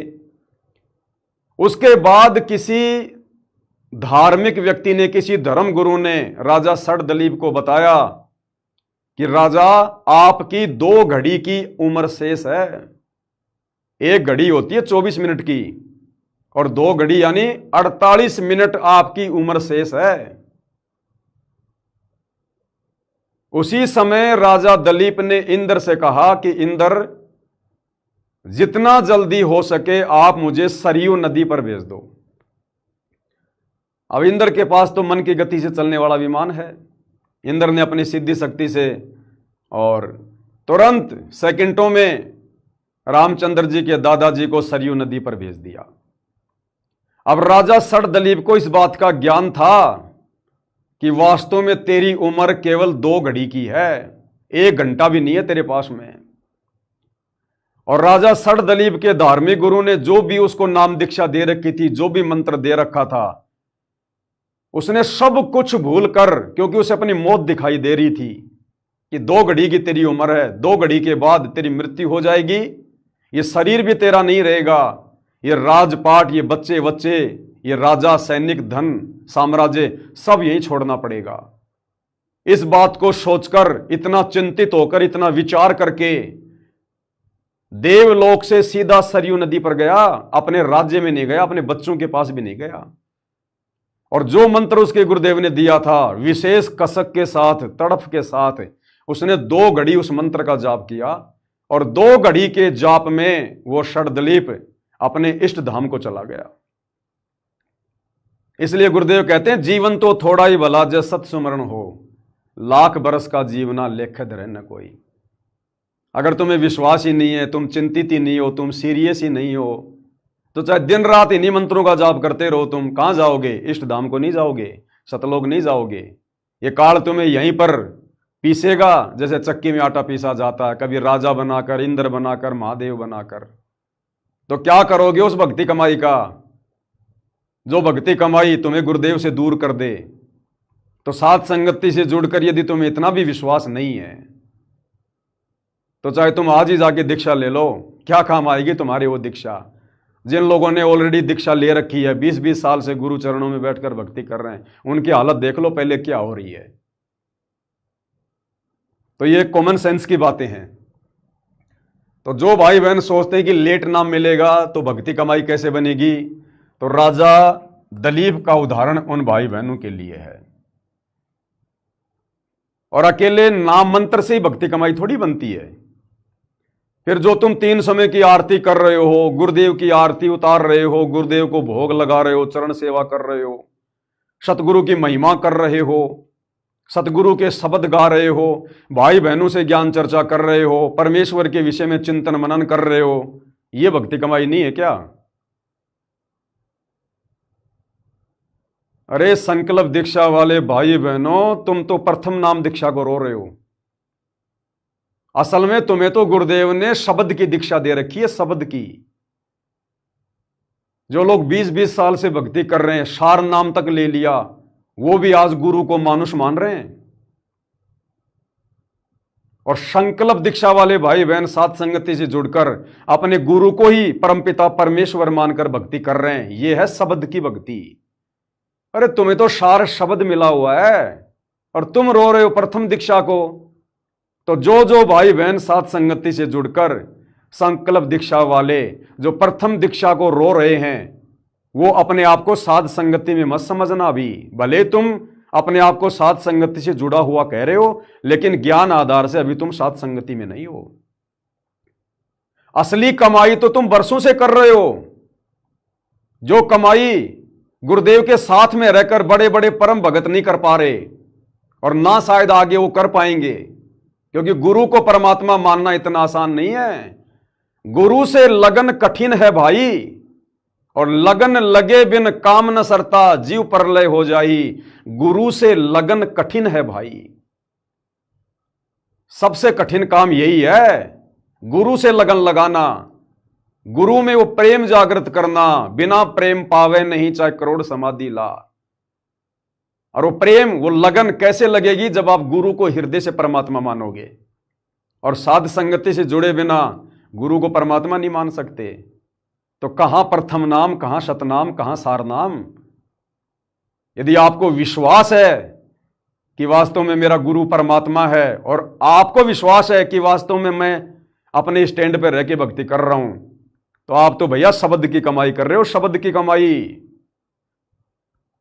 अरे जिसको गुरुदेव भगवान ने एरोप्लेन में बैठा दिया, वो एक मोटरसाइकिल के लिए रो रहा है, तो उसको ज्ञान है क्या? ज्ञान है उसको? जितनी तेज गति से तुम एरोप्लेन में बैठकर यात्रा कर लोगे, अपनी जगह पहुंच जाओगे, मोटरसाइकिल पर बैठकर तुम पहुंच जाओगे क्या? तो ये तो भाई अपने अपने कॉमन सेंस के ऊपर है, अपने अपने ज्ञान आधार के ऊपर है। बाकी नाम दीक्षा भी मिलेगी, ऐसे नहीं है कि नहीं मिलेगी। अभी परमात्मा साथ संगति से थोड़ा बहुत जो कचरा शेष रहता है उसको निकाल रहे हैं धीरे धीरे। ये जितना समय लेट होता जाएगा, जो कमजोर आत्माएं हैं उनके मन में दोष उत्पन्न होता जाएगा। कि पवन दास तो कह रहा था कि गुरुजी तो साथ संगति में आएंगे, हालांकि मैंने ऐसा कहा नहीं। गुरुजी तो उधर आश्रम में आ गए, अब हम क्या करें? बहुत सारे भाई बहन तो जाकर दीक्षा लेकर भी आ गए।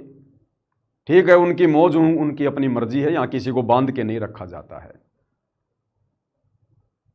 तो एरोप्लेन में बैठा हुआ व्यक्ति यदि मोटरसाइकिल पर बैठने की चाहत रखता है, तो मैं तो उससे बड़ा मूर्ख किसी को मानता नहीं, किसी को समझता नहीं।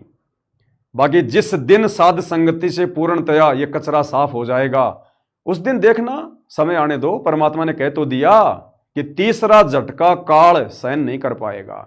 अभी तो एक झटका और आएगा। पहला झटका करो था कांड, दूसरा झटका बरवाला कांड, अब तीसरा झटका क्या होगा ये तो गुरुदेव को ही पता है। अभी तो संगत ने एक बार फिर से तहस नहस होना है, फिर से परमात्मा सबको मिक्स करेंगे एक बार, उसमें फिर फाइनल छटनी होगी। जैसे दूध को गर्म करके दही बनाया, दही में रगड़ा मार के मक्खन बनाया, फिर मक्खन को भी गर्म किया जाता है और उसमें जो गंदगी होती है उसको निकाल के फिर साइड में रखा जाता है, फिर वो घी बनता है। अभी तीसरा झटका आना शेष है। अभी तो केवल हम मक्खन बने, मक्खन।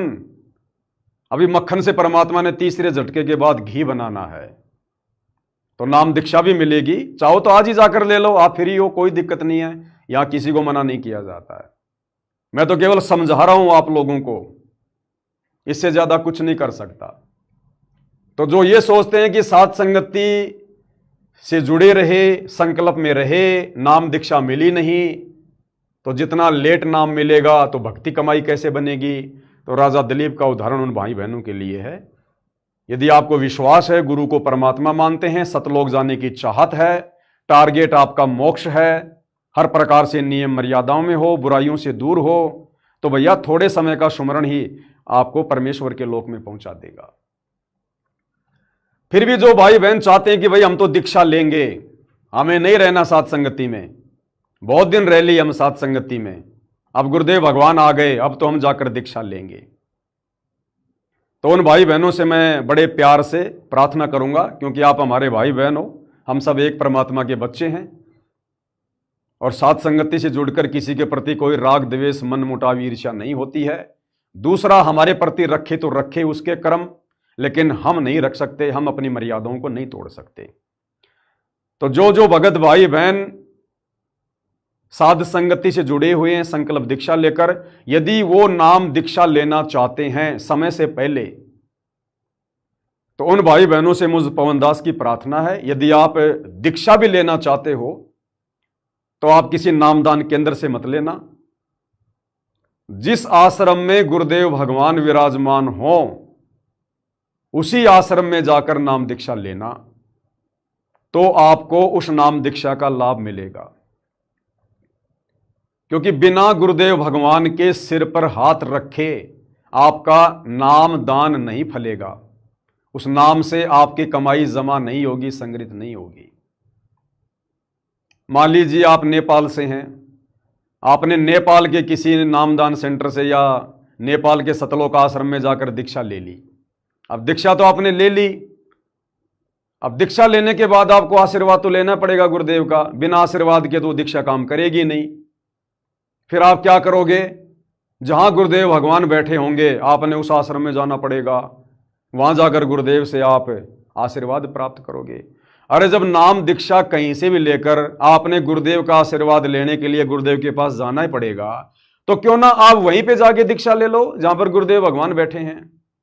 थोड़ा बहुत तो काम करेगी वो दीक्षा, कुछ तो फायदा होगा आपको। तो अगर नाम दीक्षा भी किसी ने लेनी है तो मुझ पवन दास की पर्सनल राय है, आप किसी नाम दीक्षा केंद्र या किसी ऐसे आश्रम में जाकर दीक्षा ना लें जहां पर गुरुदेव भगवान साक्षात विराजमान ना हो। आप उसी जगह पर जाकर गुरुदेव भगवान से दीक्षा प्राप्त करो जहां पर साक्षात गुरुदेव भगवान विराजमान हैं, और नाम दीक्षा के बाद आशीर्वाद लेना मत भूलना, अन्यथा वो दीक्षा आपके काम नहीं करेगी, आपका जो कनेक्शन है वो गुरुदेव से जुड़ा हुआ नहीं माना जाएगा। तो नामदान लेना है तो सीधा धनाना आश्रम जाकर ही लेने में फायदा होगा, क्योंकि वर्तमान में गुरुदेव भगवान सतलोक आश्रम धनाना में बैठे हैं। यदि कल को गुरुदेव भगवान सतलोक आश्रम के किसी दूसरी ब्रांच में जाकर बैठ जाते हैं तो फिर धनाना जाने का कोई फायदा नहीं है। आपने उसी आश्रम में जाकर दीक्षा लेनी होगी जिस आश्रम में गुरुदेव भगवान विराजमान हो,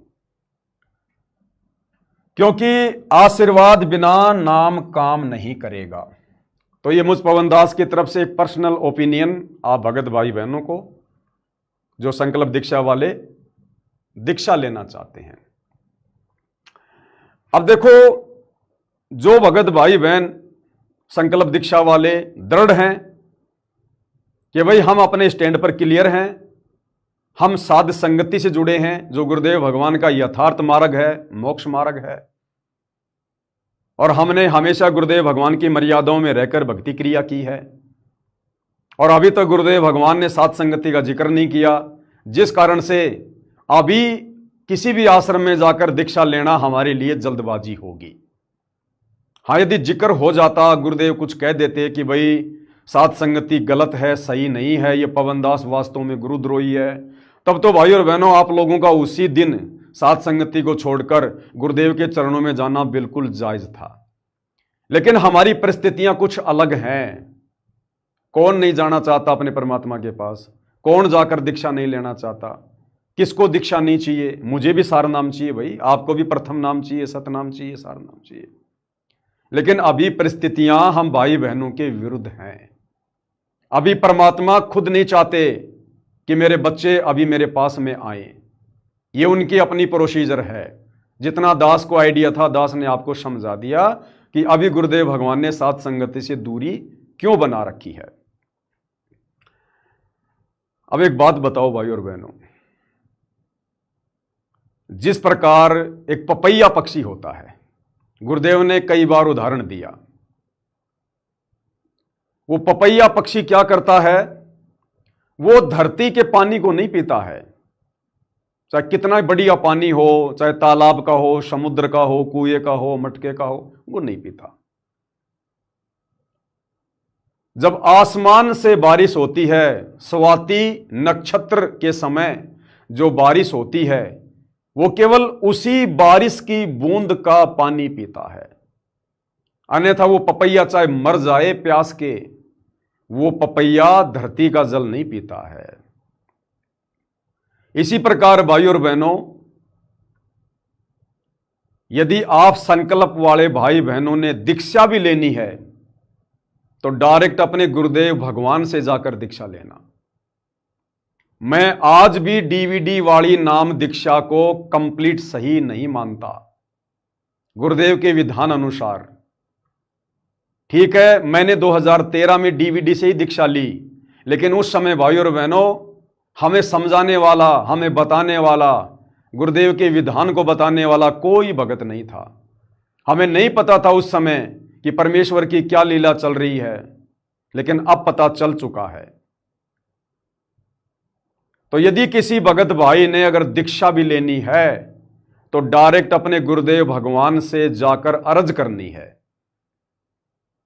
ऐसा नहीं कि आप सीधे आश्रम में चले गए और आपने कहा भैया दीक्षा कहाँ मिलती है, वो कहेंगे भैया उधर लगे कंप्यूटर ले लो जाकर डीवीडी से, और आप बैठ गए दीक्षा ले ली। नहीं, अगर आप संकल्प वाले भाई बहन अगर दीक्षा भी लेना चाहते हैं वर्तमान में जल्दबाजी करके, तो पहली बात तो वहीं जाना जहां पर गुरुदेव बैठे हैं, और वहां जाने के बाद अपने गुरुदेव भगवान से मिले बिना और अपने गुरुदेव भगवान से प्रार्थना किए बिना कि हे गुरुदेव भगवान, ये दास काफी लंबे समय से आप जी के प्रवचन सुन रहा है, ये परमेश्वर दास आपके ज्ञान से भली भांति परिचित हो गया है, अब मैं अपनी आत्मा के कल्याण के लिए आप जी से दीक्षा प्राप्त करना चाहता हूं। उसके बाद यदि गुरुजी आपको अपने मुख कमल से दीक्षा दें या गुरुदेव ये कहें कि बेटा जाकर वहां पर दीक्षा ले ले, वहां पर दीक्षा की व्यवस्था है, तो फिर वो डीवीडी वाली दीक्षा काम करेगी। आपने डायरेक्ट जाकर दीक्षा नहीं लेनी, पहले अपने गुरुदेव से मिलना है, प्रार्थना करनी है। और यदि आपको अपने गुरुदेव से नहीं मिलने दिया जाता है तो भाई दीक्षा लेने की आवश्यकता नहीं है, यदि आपको ज्ञान है तो। जिस प्रकार वो पपैया पक्षी वो स्वाति नक्षत्र की बूंद को ही पीता है, उस बारिश के जल को ही पीता है, धरती के जल को नहीं पीता। अब यदि कोई उस स्वाति नक्षत्र वाली बरसात के पानी को अगर कोई एक मटके में डाल दे और उसको उस पपैया पक्षी को कहे कि भाई देख, इस मटके में जो पानी है ना, ये स्वाति नक्षत्र वाला बरसात का पानी है, पी ले, बात एक ही है। आप विचार करो, क्या वो पपैया उस मटके के जल को पिएगा? भले वो बरसात वाला जल है, स्वाति नक्षत्र वाला, लेकिन वो पपैया उस जल को नहीं पिएगा जो मटके में डाला हुआ है। वो तो भैया जब आसमान से बारिश हो रही होगी उसी को पिएगा। इसी प्रकार जो भगत भाई बहन समझदार होंगे, जिनको ज्ञान समझ में आ गया होगा, वास्तव में आत्मा का कल्याण चाहते होंगे, वो तो डायरेक्ट दीक्षा अपने गुरुदेव भगवान से लेंगे। और यदि कोई आपको कहे कि देख भाई, जो मंत्र गुरुदेव भगवान देते हैं वही मंत्र तो इस डीवीडी में डाल रखे हैं, अरे देख वही गुरुजी की आवाज है, वही मंत्र हैं, डीवीडी से ले ले, तो डीवीडी समझो मटके का जल है और सतगुरुदेव भगवान समझो डायरेक्ट स्वाति नक्षत्र की बूंद है। तो समझदार को संकेत काफी, से ज्यादा दास नहीं समझा पाएगा। पपैया केवल स्वाति नक्षत्र का जल ही पीता है। यदि उस स्वाति नक्षत्र का जल कोई मटके में डाल दे तो वो पपैया नहीं पिएगा। तो नाम दीक्षा लेनी है तो डायरेक्ट अपने गुरुदेव से प्रार्थना करके उन्हीं से प्राप्त करें, या जैसा गुरुदेव फिर आदेश दें कि बेटा डीवीडी से ले ले तो लेना उचित होगा। और वैसे यदि किसी ने गुरुदेव के मंत्रों को उस मटके रूपी डीवीडी में डाल दिया है तो दास के ज्ञान आधार से तो वो दीक्षा भाई पूर्णतः अपना काम नहीं करेगी। और भाइयों और बहनों, डीवीडी से दीक्षा देने का आदेश, जैसा कि दास पिछले 11 वर्षों से आप भाई बहनों को भली भांति समझाता आ रहा है, अभी तक गुरुदेव भगवान ने किसी को दिया नहीं है। वो डीवीडी वाली दीक्षा गुरुदेव भगवान के सतलोक जाने के बाद की प्रोसीजर है। अभी तक गुरुदेव ने किसी को संगत में डीवीडी से उपदेश दिलवाने की आज्ञा या आदेश नहीं दिया है। और जब तक गुरुदेव भगवान किसी को आदेश नहीं देंगे, आज्ञा नहीं देंगे, तब तक उस व्यक्ति के द्वारा डीवीडी से प्राप्त दीक्षा अपना काम नहीं करेगी। आपके विश्वास के लिए आपको मैं कबीर सागर के सरलार्थ से एक बार फिर दिखा देता हूं। ये पवित्र पुस्तक है कबीर सागर का सरलार्थ, जिसके ऊपर वीडियो भी बन चुके हैं। ये सतगुरुदेव भगवान ने अपने कर कमल से सन 2012 में लिखी थी। और इस कबीर सागर के सरलार्थ का पेज नंबर 78 है, 78 पेज नंबर है। इसमें यहां से आप जी पढ़िएगा भाई और बहनों, गुरुदेव ने बिल्कुल सब कुछ क्लियर कर रखा है। कबीर वचन, परमेश्वर कबीर जी ने कहा कि मैंने तेरे पुत्र को दीक्षा देकर आगे दीक्षा देने का अधिकार दे दिया है। धर्मदास को कहा परमात्मा ने कि मैंने तेरे बेटे चूड़ामणि को दीक्षा देकर आगे नामदान देने का आदेश दे दिया है। लेकिन सतगुरु रामपाल जी ने अभी तक किसी भगत को डायरेक्ट नाम दीक्षा देने का या डीवीडी के माध्यम से नाम दीक्षा देने का कोई आदेश नहीं दिया है। यदि आगे आने वाले गुरु गद्दी वाले सत्य साधना त्याग कर काल साधना करेंगे तो फिर मेरा क्या दोष है? फिर मैं तो अपना कोई नाद शिष्य भेजूंगा जो मेरे पंथ को बढ़ाएगा, यथार्थ भक्ति मार्ग से भ्रमित जगत को सत्य भक्ति मार्ग दृढ़ करेगा। जब जब तेरे बिंद यानी वंश वालों को काल छलेगा तब मैं सहायता करूंगा। मैं नाद हंस यानी शिष्य परंपरा प्रकट करूंगा। नाद पुत्र यानी शिष्य रूपी पुत्र जो हमारा होगा उससे मेरे पंथ का प्रकाश होगा। हे धर्मदास, अपने वचन वंश को समझा दो, यानी चूड़ामणि को समझा दो कि वह सबको बताए कि कभी काल झटका दे जाए तो नाद वंश वाले से दीक्षा लेकर अपना मोक्ष करा ले। अब आगे गुरुदेव भगवान क्या कह रहे हैं, विशेष तौर पर समझा रहे हैं परमात्मा। ये उन भगत भाई बहनों के लिए है जो संकल्प दीक्षा में हैं और जो सतलोक आश्रमों में जाके नाम दीक्षा लेना चाहते हैं। विशेष गुरुदेव भगवान ने क्या कहा, विशेष मालिक ने बोलना पड़ रहा है कि विशेष। अब विशेष क्या है देख लो भाई। वर्तमान में मेरे यानी रामपाल दास द्वारा चलाया गया ये 13वां पंथ है, जिस पंथ में आप और हम सभी भाई बहन जुड़े हुए हैं। ये दास रामपाल दास अंतिम सतगुरु है, यानी सतगुरु रामपाल जी के बाद शरीर रूप में इस पंथ में कोई गुरु नहीं होगा। सतगुरु रामपाल जी शरीर रूप में अंतिम गुरु हैं। फिर नाम दीक्षा कैसे दी जाएगी? नामदान यानी नाम दीक्षा प्रकाश पुंज शरीर यानी इलेक्ट्रॉनिक बॉडी यानी डीवीडी से दिया जाएगा। डीवीडी से दिया जाएगा। 2012 में पुस्तक लिखी गई है, जबकि डीवीडी से दीक्षा तो 2009 से दी जा रही है। तो गुरुदेव ने यह क्यों नहीं लिखा कि डीवीडी से दीक्षा दी जा रही है? 2012 में गुरुदेव कह रहे हैं कि आगे डीवीडी से दीक्षा दी जाएगी, अर्थात अभी तक किसी को कोई आदेश डीवीडी से दीक्षा दिलाने का सतगुरु रामपाल जी की तरफ से नहीं है। अब आगे देखो, सब कुछ क्लियर कर रखा गुरुदेव ने, कोई जरा भी भ्रमणा में ना रहे, सब कुछ क्लियर कर रखा है। अब आगे अब के बाद नाद तथा बिंद का कोई चक्कर नहीं रहेगा। पहले भक्ति विधि गलत कर देते थे, जिस कारण से बिंद वाले पंथ भक्ति मार्ग को नष्ट कर दिया करते थे। अब भक्ति विधि ठीक रहेगी तो साधकों का मोक्ष निश्चित है। अब आगे क्या कह रहे हैं भाई और बहनों, आप लोगों के बहुत ही मतलब की बात है। जो भाई बहन संकल्प दीक्षा में हैं और जो दीक्षा लेना चाहते हैं, फिलहाल क्या कह रहे हैं गुरुदेव भगवान, अब तो डीवीडी से दीक्षा दिलाई जाएगी। 2012 में कह रहे हैं कि अब तो डीवीडी से दीक्षा दिलाई जाएगी, जबकि 2009 से डीवीडी से दीक्षा दी जा रही थी। फिर वो प्रोसीजर किसने शुरू कर रखी थी भाई? गुरु की प्रोसीजर तो नहीं हो सकती वो, क्योंकि गुरु तो 2012 में कह रहा है अब तो डीवीडी से दीक्षा दिलाई जाएगी। इसका मतलब अभी तक गुरुदेव के आदेश से दीक्षा वाला जो कार्य है डीवीडी वाला, वो उनकी आज्ञा अनुसार नहीं है। अब तो डीवीडी से दीक्षा दिलाई जाएगी। और आगे क्या कह रहे हैं, ध्यान से सुनना भाई और बहनों, बहुत मतलब की बात है। उसे वही दिलाएगा, यानी डीवीडी से दीक्षा कौन दिलाएगा? जिसको आदेश दिया जाएगा।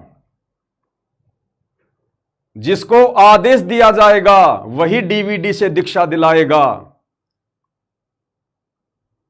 अब आप मुझ पवन दास को यह प्रमाणित कर दो, यह क्लियर कर दो, यह साबित कर दो कि सतगुरु रामपाल जी ने किस भगत को डीवीडी से दीक्षा दिलाने के लिए अधिकारी बनाया हुआ है। अगर बनाया होता तो गुरुदेव उसका नाम सार्वजनिक करते, ताकि किसी को कोई शंका ना होती। और यदि डीवीडी से दीक्षा दिलाने के लिए गुरुदेव किसी को अधिकारी बनाएंगे तो एक को बनाएंगे। भैया आज तो 700-800 नाम दीक्षा केंद्र हैं, और 700-800 नाम दीक्षा केंद्रों पर कई हजारों की संख्या में भगत भाई डीवीडी से नाम दीक्षा दिलवा रहे हैं, जबकि आदेश तो गुरुदेव ने किसी को दिया ही नहीं। सारे के सारे अनअधिकारी हैं। देखो ये प्रमाण आपकी आंखों के सामने पेश कर रहा हूं, अपनी तरफ से कुछ नहीं बोल रहा, ना मैंने पहले कभी बोला। हां, यदि आप लोगों को यह क्लियर हो जाए, आप गुरुदेव का कोई सत्संग ऐसा आपको मिल जाए, आप दिखा दें, किसी ऐसी पुस्तक में लिखा हो कि सतगुरु रामपाल जी ने अपने बेटे को, अपनी बेटी को, अपनी पत्नी को, अपने पोतों को या किसी भगत को गुरुदेव ने डीवीडी से दीक्षा दिलाने का आदेश दिया हुआ है, तो जाकर आप उस भगत से दीक्षा ले लो, फिर कोई दिक्कत नहीं है, आपका नाम काम करेगा। लेकिन अभी तक गुरुदेव भगवान ने किसी को आदेश नहीं दिया, और आदेश देंगे तभी तो लिखा है उसे वही दिलाएगा जिसको आदेश दिया जाएगा। और वो चाहे बिंद का हो, चाहे नाद का, वो चाहे गुरुदेव कह रहे हैं चाहे मेरे परिवार का हो, चाहे संगत का हो, वही दिलाएगा जिसको मैं आदेश दूंगा। तो मुझे तो यह बता दो कि गुरुदेव ने किसको आदेश दिया है। कल्याण नाम दीक्षा से होना है। पंथ तो अब कोई भी नष्ट नहीं कर सकेगा, क्योंकि स्वयं परमात्मा ने आकर पंथ चलाया है। कलयुग में सत्य साधना चलेगी, विश्व का कल्याण होगा। जो अहंकारी व काल प्रेरित हैं, अब ये संकेत कर रहे हैं परमात्मा अपने ही पंथ में, उनसे दीक्षा लेकर जो भगत अभी भी गुरु को मानुष मानते हैं, बार बार गलतियां करते हैं और परम भगत होने का दिखावा भी करते हैं, उन भक्तों पर गुरुदेव भगवान 24 घंटे जो उनके आसपास मंडराते हैं, उनके ऊपर गुरुदेव संकेत कर रहे हैं। जो अहंकारी व काल प्रेरित हैं, वे अपना कर्म खराब करते रहेंगे, काल के जाल में रह जाएंगे। दीक्षा लेकर भी वे अपनी महिमा बनाने के लिए मेरे ज्ञान व विधान में त्रुटि निकालकर अपने अज्ञान का परिचय देंगे। और पिछले 11 वर्षों से गुरु की गैर हाजिरी में गुरु के ज्ञान और गुरु के विधान में कमियां निकालकर, त्रुटियां निकालकर, गुरुदेव के तमाम भक्ति मर्यादाओं को छिन्न भिन्न करके किन किन भगत भाई बहनों ने मर्यादा तोड़ी है, कैसे कैसे कार्य किए हैं, ये भाई और बहनों दास ने सात संगति के माध्यम से हजारों वीडियो बना दिया, आप सबको पता है। ये उन्हीं के ऊपर संकेत है। क्या कह रहे हैं? वे अपनी महिमा बनाने के लिए मेरे ज्ञान व विधान में त्रुटि निकालकर अपने अज्ञान का परिचय देंगे। फिर क्या कह रहे हैं परमात्मा? साध संगति से जुड़ी आत्माओं के लिए क्या कह रहे हैं गुरुदेव भगवान? मालिक को पता था आगे चलकर ये सब कुछ होगा। तो आप और हम भगत भाई बहनों के लिए क्या कह रहे हैं मालिक? मेरे भगत ज्ञानवान हो चुके हैं, उनके काल जाल में नहीं आएंगे। तो 11 साल से हम साथ संगति से जुड़े भगत भाई बहन क्या उन भगत भाई बहनों के झांसे में आए? क्या उनके पीले पर्चों के चक्कर में आए? क्या उनके मनमानी तानाशाही फरमानों के चक्कर में आए? क्या हमने राजनीतिक रैलियों में चक्कर काटे? क्या हम परशुराम की जयंती पर गए? क्या हमने कोई भी मर्यादा तोड़ी? हम उनके काल जाल में नहीं फंसे। तो ये क्लियर है भाई और बहनों, या भाई बहनों को थोड़ा सा फिर से दिखाना जरूरी था कि अब तो डीवीडी से दीक्षा दिलाई जाएगी, उसे वही दिलाएगा जिसको आदेश दिया जाएगा, वो चाहे बिंद का हो या चाहे नाद का हो। तो जो भगत भाई बहन साध संगति से भी जुड़े हैं लेकिन पूरा उनको विश्वास नहीं है, और जो अभी भी वो समय आने से पहले जल्दबाजी में जाकर नाम दीक्षा लेना चाहते हैं, उन भगत भाई बहनों के लिए दास ने कबीर सागर का सरलार्थ पेज नंबर 78 दिखाया है। यह आपके पास भी होगा, वरना गूगल से पीडीएफ डाउनलोड कर लेना, ज्यों का त्यों लिखा हुआ है। तो अगर अपने गुरुदेव के अलावा अगर किसी और से डीवीडी से दीक्षा लेने जा रहे हो तो पहले यह पूछ लेना कि भैया तेरे को गुरुदेव ने अधिकारी बनाया है क्या? वो बोलेगा हाँ मेरे को आदेश दिया है, दिखा भाई आदेश कहां है। अगर नहीं दिखाता है तो गलती मत करना। अब भाई और बहनों, साध संगति क्या है आप भाई बहनों को अच्छे से बता रखा है, समझा रखा है। अब जो जो भाई बहन साध संगति से जुड़े हुए हैं और वो भाई बहन अपनी थोड़ी बहुत आध्यात्मिक कमजोरी के चलते, ज्ञान की कमी के चलते अगर ये सोच रहे हैं कि आज नहीं तो कल गुरुजी साध संगति में आएंगे, आज नहीं तो कल गुरुजी दूध का दूध पानी का पानी करेंगे, तो ये भी भाई बहनों की कमजोरी है। ये सोचना भी उन भगत भाई बहनों की कमजोरी है। अगर गुरुदेव भगवान साध संगति में नहीं आए तो हमने कोई फार्म थोड़ी भरा था साध संगति से जुड़ने से पहले कि गुरुजी साध संगति में आएंगे आएंगे। वो तो मालिक की मौज है, मालिक की मर्जी है। परमात्मा तो अपने से दूर रहकर भी अपने पंथ को चला सकता है, अपने भक्तों को संभाल सकता है, जैसे 11 साल से संभाला।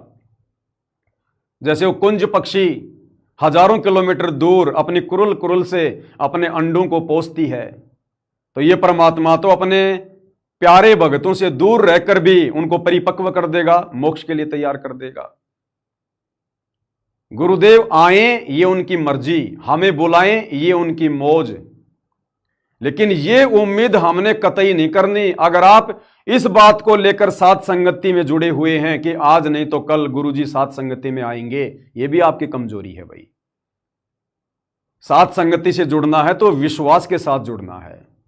विश्वास ही हमारा गुरु है, सत्संग ही हमारा गुरु है। अगर किसी ने यह भी विचार कर लिया कि आज नहीं तो कल गुरुजी साध संगति में आएंगे, तो भी आपका विश्वास कमजोर है।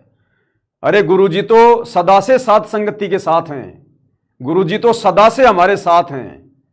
गुरु तो शब्द रूप में है, ओरिजिनल रूप गुरु का शब्द है। हम हैं शब्द, शब्द हम माही, हमसे भिन्न और कछु नहीं। शब्द निवास आकाशवाणी यो सतगुरु का रूप है। तो गुरुदेव भगवान तो सदा से ही साध संगति में हैं, अपने ओरिजिनल रूप में। ये शरीर रूप उनका ओरिजिनल रूप नहीं है, ये हार्ड मास का रूप उनका ओरिजिनल नहीं है। ओरिजिनल रूप है शब्द रूप। तो शब्द रूप में तो गुरुदेव 11 साल से हमारे साथ ही हैं। क्षण क्षण पल पल छाया की तरह आप और हमारे साथ हैं। वरना हम इस काल के लोक में संघर्ष कर सकते हैं क्या? विषय विकारों से अपना बचाव कर सकते हैं क्या? अपने दम पर 11 साल से काल प्रेरित अपने भगत भाई बहनों से हम ये युद्ध लड़ सकते हैं क्या? आज गुरुदेव के जेल से बाहर आने के बाद हम उनसे दूरी बनाकर रह सकते हैं क्या? यदि गुरुदेव शब्द रूप में हमारे साथ में ना हो तो परमेश्वर तो पल पल हमारे साथ में है। तो ये उम्मीद रखकर साध संगति से जुड़कर ना रहना कि गुरुजी साध संगति में आएंगे ही। भाई ये तो उनकी मौज है, आए तो आए या ना भी आए। यहां यानी साध संगति में वही रुकेगा जो विश्वासी और ज्ञान आधारी होगा, क्योंकि साध संगति का आधार ही विश्वास है और ज्ञान आधार है। जिसको ज्ञान आधार होगा, जिसको विश्वास होगा, वही आत्मा साध संगति से जुड़कर भक्ति कर पाएगी।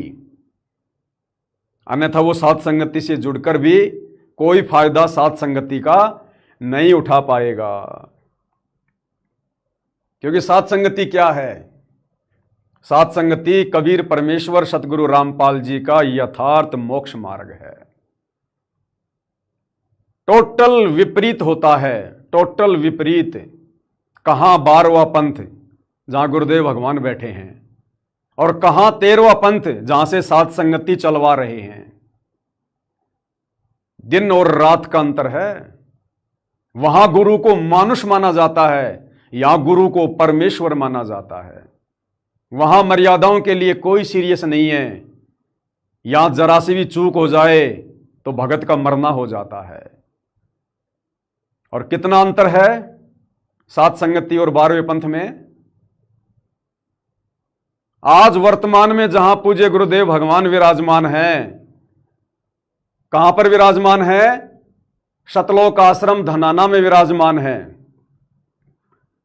और शतलोक आश्रम धनाना में क्या हो रहा है? आश्रम में गुरुजी आरती उतारते हैं। अभी समागम हुआ,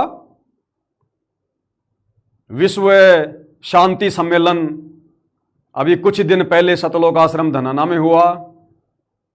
आपने क्या देखा? वहां पर गुरुजी आरती उतार रहे हैं। अरे गुरुजी यानी सारी सृष्टि का मालिक है।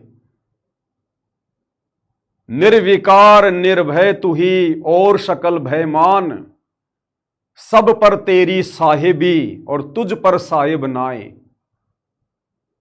तो सतगुरु रामपाल जी वो साहिब हैं जिनके ऊपर और कोई साहिब नहीं है। फिर वो साहिब किस साहिब की आरती उतार रहा है?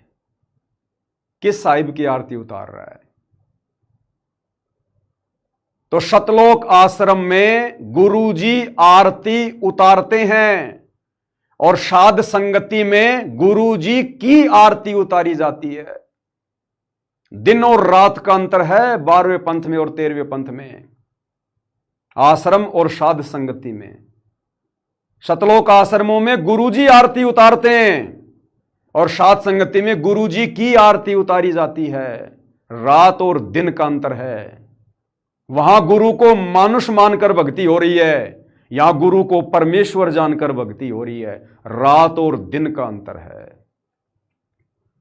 तो जाने से पहले सोच लेना भाई, ये उन संकल्प दीक्षा वाले भाई बहनों के लिए सारी बातें समझाई जा रही है।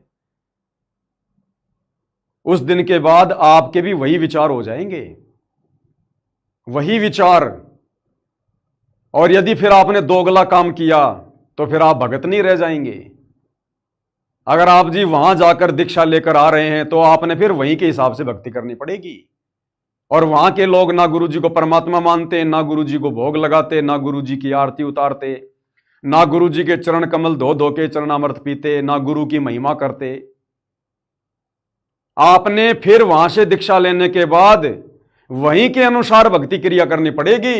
सुबह लेटे लेटे आरती करनी पड़ेगी।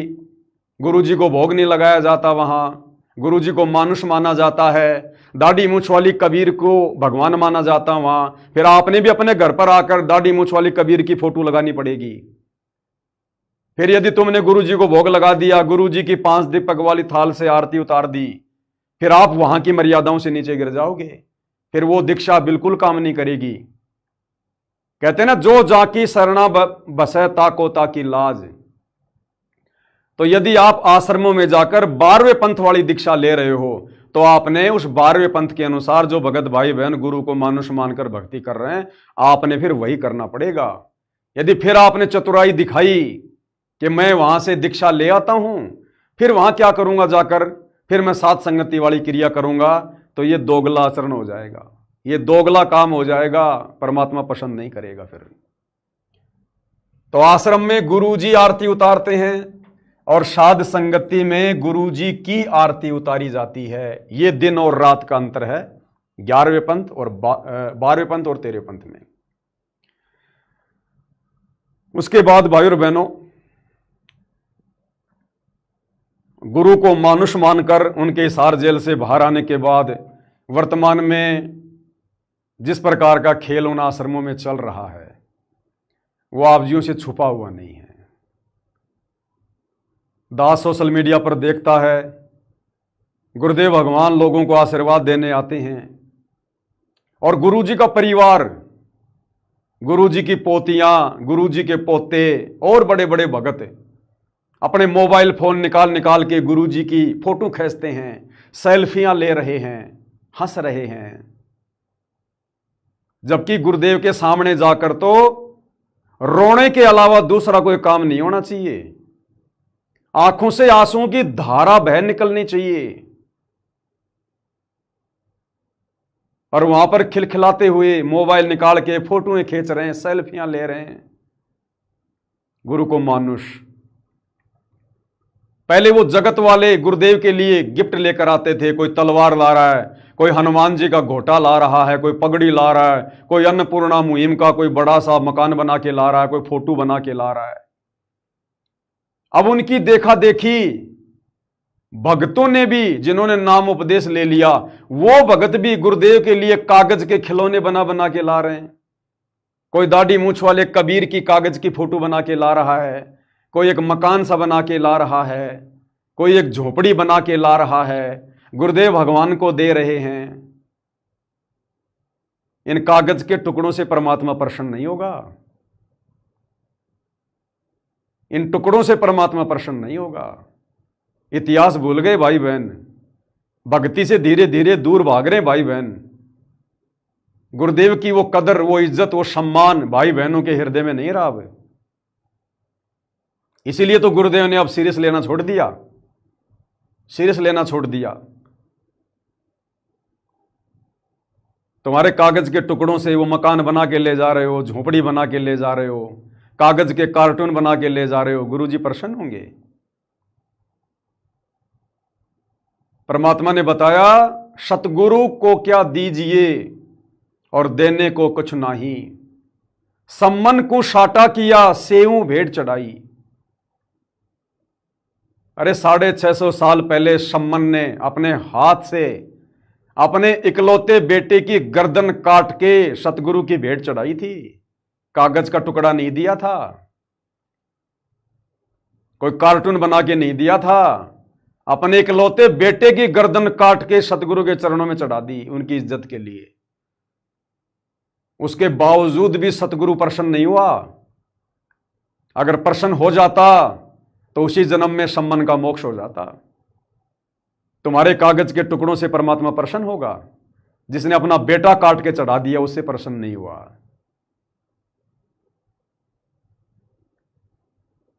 भगत मंसूर ने अपने शरीर का अंग अंग सतगुरु की भेंट चढ़ा दिया, कटवा दिया, उससे भी सतगुरु प्रसन्न नहीं हुआ। अगर हो जाता उसी जन्म में उसका मोक्ष हो जाता, नहीं हुआ। तुम्हारे ये कार्टून बना बनाकर इस मोक्ष के प्राइम टाइम में और जगत वालों की देखा देखी और सतगुरु को जाकर दे रहे हो, सतगुरु इससे प्रसन्न होगा? सतगुरु तुम्हारी मर्यादाओं से प्रसन्न होगा, जो मर्यादा तुम भाई बहनों ने 11 साल से अपने पैरों के तले रौंद के रख दी हैं।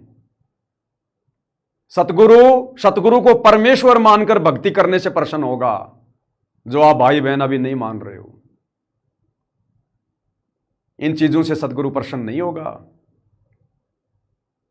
तुम तो कागज का टुकड़ा दे रहे हो। और गुरुदेव क्या कह रहे हैं? तन मन दिया तो भला किया, सिर का जासी भार, और जो कभी कह मैं दिया, बहुत सही सिर मार। कहते अपने गर्दन काट के चढ़ा दो तो भी सतगुरु प्रसन्न नहीं होगा। शीश उपाड़े भूमि धरे, ऊपर मच के पांव, कबीर का घर शिखर में तेरी गरज पड़े तो आव। तुम्हारे इन कागज के खिलौने से सतगुरु प्रसन्न होगा? सतगुरु को तो पता है ना, वो तो अंतर्यामी है, आत्मा का आईना उनके सामने रहता है। भले ही परमात्मा जी लीला कर रहे हैं ये कहकर कि भाई तुमने नाम ले रखा है, तुमने नाम ले लिया, अंतर्यामी को तो सब पता है, फिर भी लीला एक आम संत की कर रहा है। मालिक की वाणी है, बिन ही रसना नाम चलत है, निर्वाणी से नेहा, गरीब दास भोडल में दीपक छानी नहीं सनेहा। जिस प्रकार किसी बल्ब के ऊपर कोई मोमजामा लगा दिया जाए, कोई ट्रांसपेरेंट कोई कागज लगा दिया जाए तो बल्ब की रोशनी छुपती नहीं है, उसी प्रकार भगत कितना मर्यादा में है, कितनी भक्ति है, यह सतगुरु से छुपा हुआ नहीं है। तो सतगुरु को तो सब पता है, वो खिलौने देने से प्रसन्न नहीं होगा, वो तो मर्यादा और भक्ति से प्रसन्न होगा। तो भाई और बहनों, मैं तो प्रार्थना कर सकता हूं, विनती कर सकता हूं, हालांकि मेरी बात कोई मानता नहीं, कोई सुनता नहीं, कोई ज़्यादा सीरियस नहीं लेता, क्योंकि हम गुरुद्रोही जो ठहरे, हम तो संगत से निष्कासित हैं, हमारे को तो हर प्रकार से बैन कर रखा है। फिर भी प्रार्थना करना जरूरी है, हमारा कर्तव्य बनता है भक्ति मार्ग से भटके हुए भगत भाई बहनों को समझाने के लिए। तो केवल विनती कर सकते हैं, प्रार्थना कर सकते हैं भाई। इससे ज्यादा कुछ कहेंगे तो अब हमारे लिए उचित नहीं होगा, क्योंकि 11 साल से परमात्मा ने सीना ठोक कर डंके की चोट पर बिना डरे बिना घबराए लोगों ने सब कोशिश कर ली, मार लिया, पीट लिया, मुकदमे करवा दिए, जेल में डलवा दिया, आज भी मुकदमे चल रहे हैं, तारीख भोग रहे हैं, नहीं रुके, नहीं डटे। अब सतगुरुदेव भगवान जेल से बाहर आ गए तो फिर हमारी जिम्मेदारी खत्म हो जाती है, फिर हमारा बोलना, ज्यादा पसीने निकालना फिर थोड़ा शोभा नहीं देता, थोड़ा उचित नहीं लगता। इसलिए दास अब ज्यादा गहराई में जाकर बातें नहीं बताएगा, ना बता रहा है। जिसने जैसा बीज बोया है, अभी तीसरा झटका आना शेष है, वो परिणाम भी सामने आ जाएगा। तब तक साथ संगति से जुड़े भाई बहनों से मैं तो विनती कर सकता हूं, प्रार्थना कर सकता हूं, भाई अपने विश्वास को बना के रखो। वो तीसरा झटका आने में ज्यादा समय नहीं है। गुरुदेव ने क्लियर कर दिया कि आने वाले 4 साल के अंदर अंदर पूरी धरती पर आदि सनातन धर्म स्थापित कर दूंगा। तो साध वचन पलटे नहीं, चाहे पलट जाए ब्रह्मांड, तो होगा वो तो। और होगा कब? पूरी पृथ्वी पर आदि सनातन धर्म, यानी आदि सनातन धर्म का मतलब है जो ज्ञान, जो दीक्षा, जो मर्यादा सतगुरु रामपाल जी के पंथ में है वो पूरे विश्व में लागू हो जाएगी। तो वर्तमान में जिस प्रकार से दुनिया मौज मस्ती में जी रही है, भागादौड़ में जी रही है, इस हिसाब से तो आदि सनातन पंथ स्थापित नहीं हो सकता। तो उसके लिए क्या होगा? 4 साल के अंदर अंदर वो तीसरा झटका आएगा। उस तीसरे झटके में कुछ तो प्राकृतिक आपदा आएंगी, कुछ ये कृत्रिम आपदा आएंगी, युद्ध, महायुद्ध, वायरस वगैरह, कुछ अकाल, बाढ़, भूकंप, जो भी लड़ाई झगड़े जो भी है। तो जनसंख्या ज़्यादातर छट जाएगी, क्योंकि गुरुदेव ने भविष्य मल्लिका का समर्थन कर दिया और भविष्य मल्लिका में साफ साफ लिखा कि पूरे विश्व की जनसंख्या 64 करोड़ रह जाएगी। तो बस उतने लोग बचेंगे, और जो लोग बचेंगे फिर वो या तो ज्ञान से या फिर वो डर के मारे, दूसरा ऑप्शन बचेगा नहीं उनके पास सतगुरु रामपाल जी की शरण में आने के अलावा। तो ऑटोमेटिक ही फिर पूरे विश्व में आदि सनातन धर्म शुरू हो जाएगा।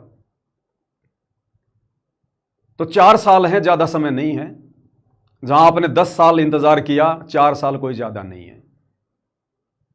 और 4 साल भी बहुत ज्यादा हैं। दीक्षा तो परमात्मा उससे पहले दे देंगे, साथ संगति का खुलासा तो उससे पहले ही हो जाएगा। तब तक आप जी धैर्य धारण कर सकते हो। तो भाई आपकी अपनी मौज, आपकी अपनी मर्जी, मैं तो ज्यादा दबाव दूंगा नहीं। भले अभी और इसी समय जाओ और दीक्षा ले लो, मेरा तो कोई नुकसान नहीं है। और दीक्षा लेने में कोई आपका भी नुकसान नहीं है। भाई दीक्षा लोगे तो मंत्र जाप करोगे, भक्ति कमाई बनेगी आपकी। मैं तो मना नहीं करूंगा, ना मैंने पहले किया। तो कुछ एक भगत भाई बहनों के इस प्रकार के मैसेज आ रहे थे, दास को खुलकर नहीं कह पा रहे थे, एक दूसरे के माध्यम से कह रहे थे। नेपाल से भी बहुत सारे भाई बहनों की शंका थी, कमला बहन ने दास को बताया। इंडिया से भी बहुत सारे भाई बहनों की शंका थी, हो सकता वो कह ना पा रहे हों। तो अंदर ही अंदर नहीं घुटना चाहिए भगत ने, ये स्वतंत्र मार्ग है। छल कपट यहां चलेगा नहीं। धोखाधड़ी तुम पवन दास के साथ तो कर सकते हो, लेकिन भगवान के साथ तो नहीं कर सकते, वो तो अंतर्यामी है। तो भाई आप जाकर दीक्षा ले सकते हो। अगर जाकर दीक्षा ले सकते हो तो मैंने आपको समझा दिया है, डायरेक्ट अपने गुरुदेव भगवान से पहले प्रार्थना करना।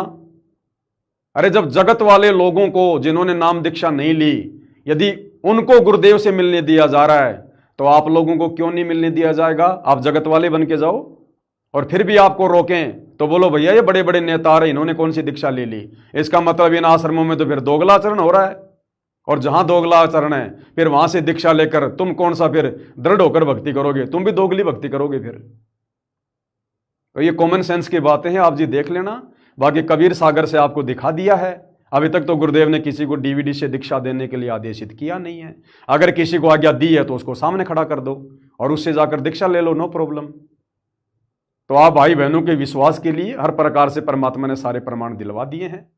बाकी सात संगतियों का कार्य अपना लगातार जारी है। ज्यादा हेडेक किसी ने लेनी नहीं, ज्यादा टेंशन किसी ने लेनी नहीं है।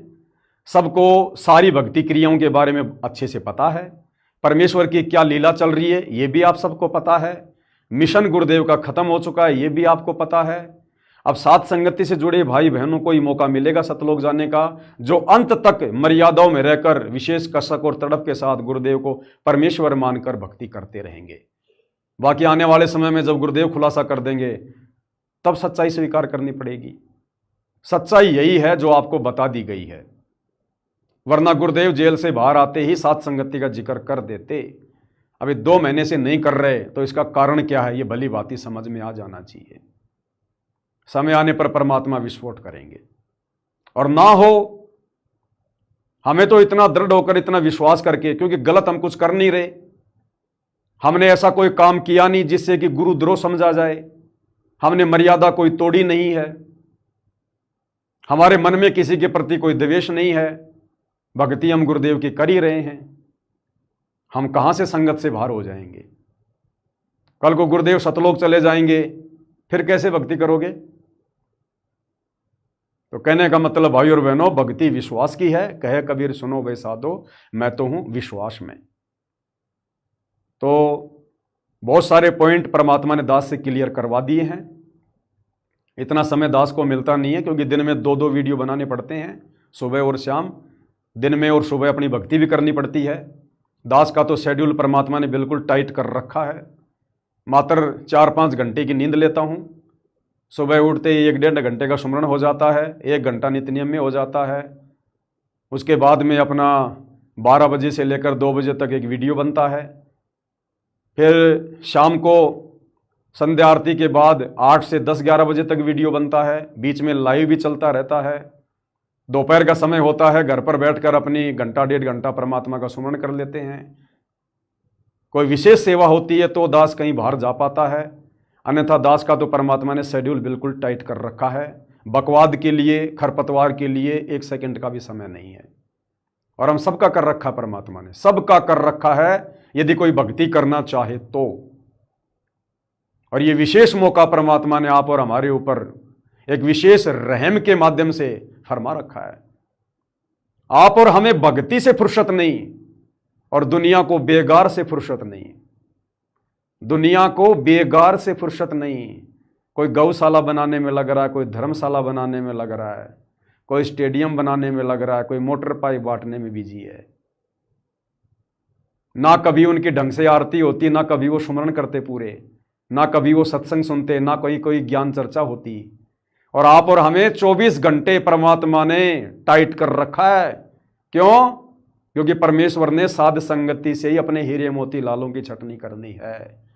तो जिनको माता पिता बड़ा अफसर बनाना चाहता है, बड़ा अधिकारी बनाना चाहता है, उसे माता पिता पढ़ाता भी है और उसका खर्चा भी उठाता है। और जिस बच्चे को माता पिता ने नहीं पढ़ाना होता उसको खेतों में मजदूरी पे लगा देता है। तो भाई और बहनों, समझदार को संकेत ही काफी है। बाकी पवित्र पुस्तक ज्ञान गंगा के ऊपर वीडियो बनाने की श्रृंखला जारी है। अभी 8-9 वीडियो और बाकी हैं। उसके बाद 21 जून 2026 से कबीर बड़ा या कृष्ण इस पुस्तक के ऊपर वीडियो बनने शुरू हो जाएंगे। आगे परमात्मा जैसी जैसी दास को आज्ञा देते रहेंगे, सेवा फरमाते रहेंगे। दास तो परमात्मा का भिखारी है, कुत्ता है, परमात्मा से रो रो के भीख मांगता है। तब कहीं जाकर परमात्मा सेवा का टुकड़ा डालते हैं दास को, ताकि दास की भक्ति बनी रहे, दास भक्ति मार्ग पर टिका रहे। वरना खाली दिमाग शैतान का घर, कब क्या बकवाद कर दे यहाँ किसी का कोई भरोसा नहीं है। तो भाइयों और बहनों, परमेश्वर के चरणों में लगे रहो, दृढ़ता के साथ में बने रहो। परमात्मा है तो सब कुछ है। और जिस दिन परमात्मा का पंजा सिर से हट गया, जैसे लाखों भगत भाई बहनों के सिर से हट चुका है, वो आज देख लो किस प्रकार से बेगार करने में व्यस्त हैं। तो इतना कहूँगा, इससे ज़्यादा कहने को कुछ नहीं है। आगे परमात्मा प्रेरणा करेंगे, संदेश से देते रहूँगा। तब तक गुरुदेव भगवान हम सबको आज्ञा दें, आशीर्वाद दें, सद्बुद्धि दें, हमारा मार्गदर्शन करें, हमें भ्रमने भटकने से बचाएं। बंदी छोड़ सतगुरु रामपाल जी परमेश्वर जी की जय हो।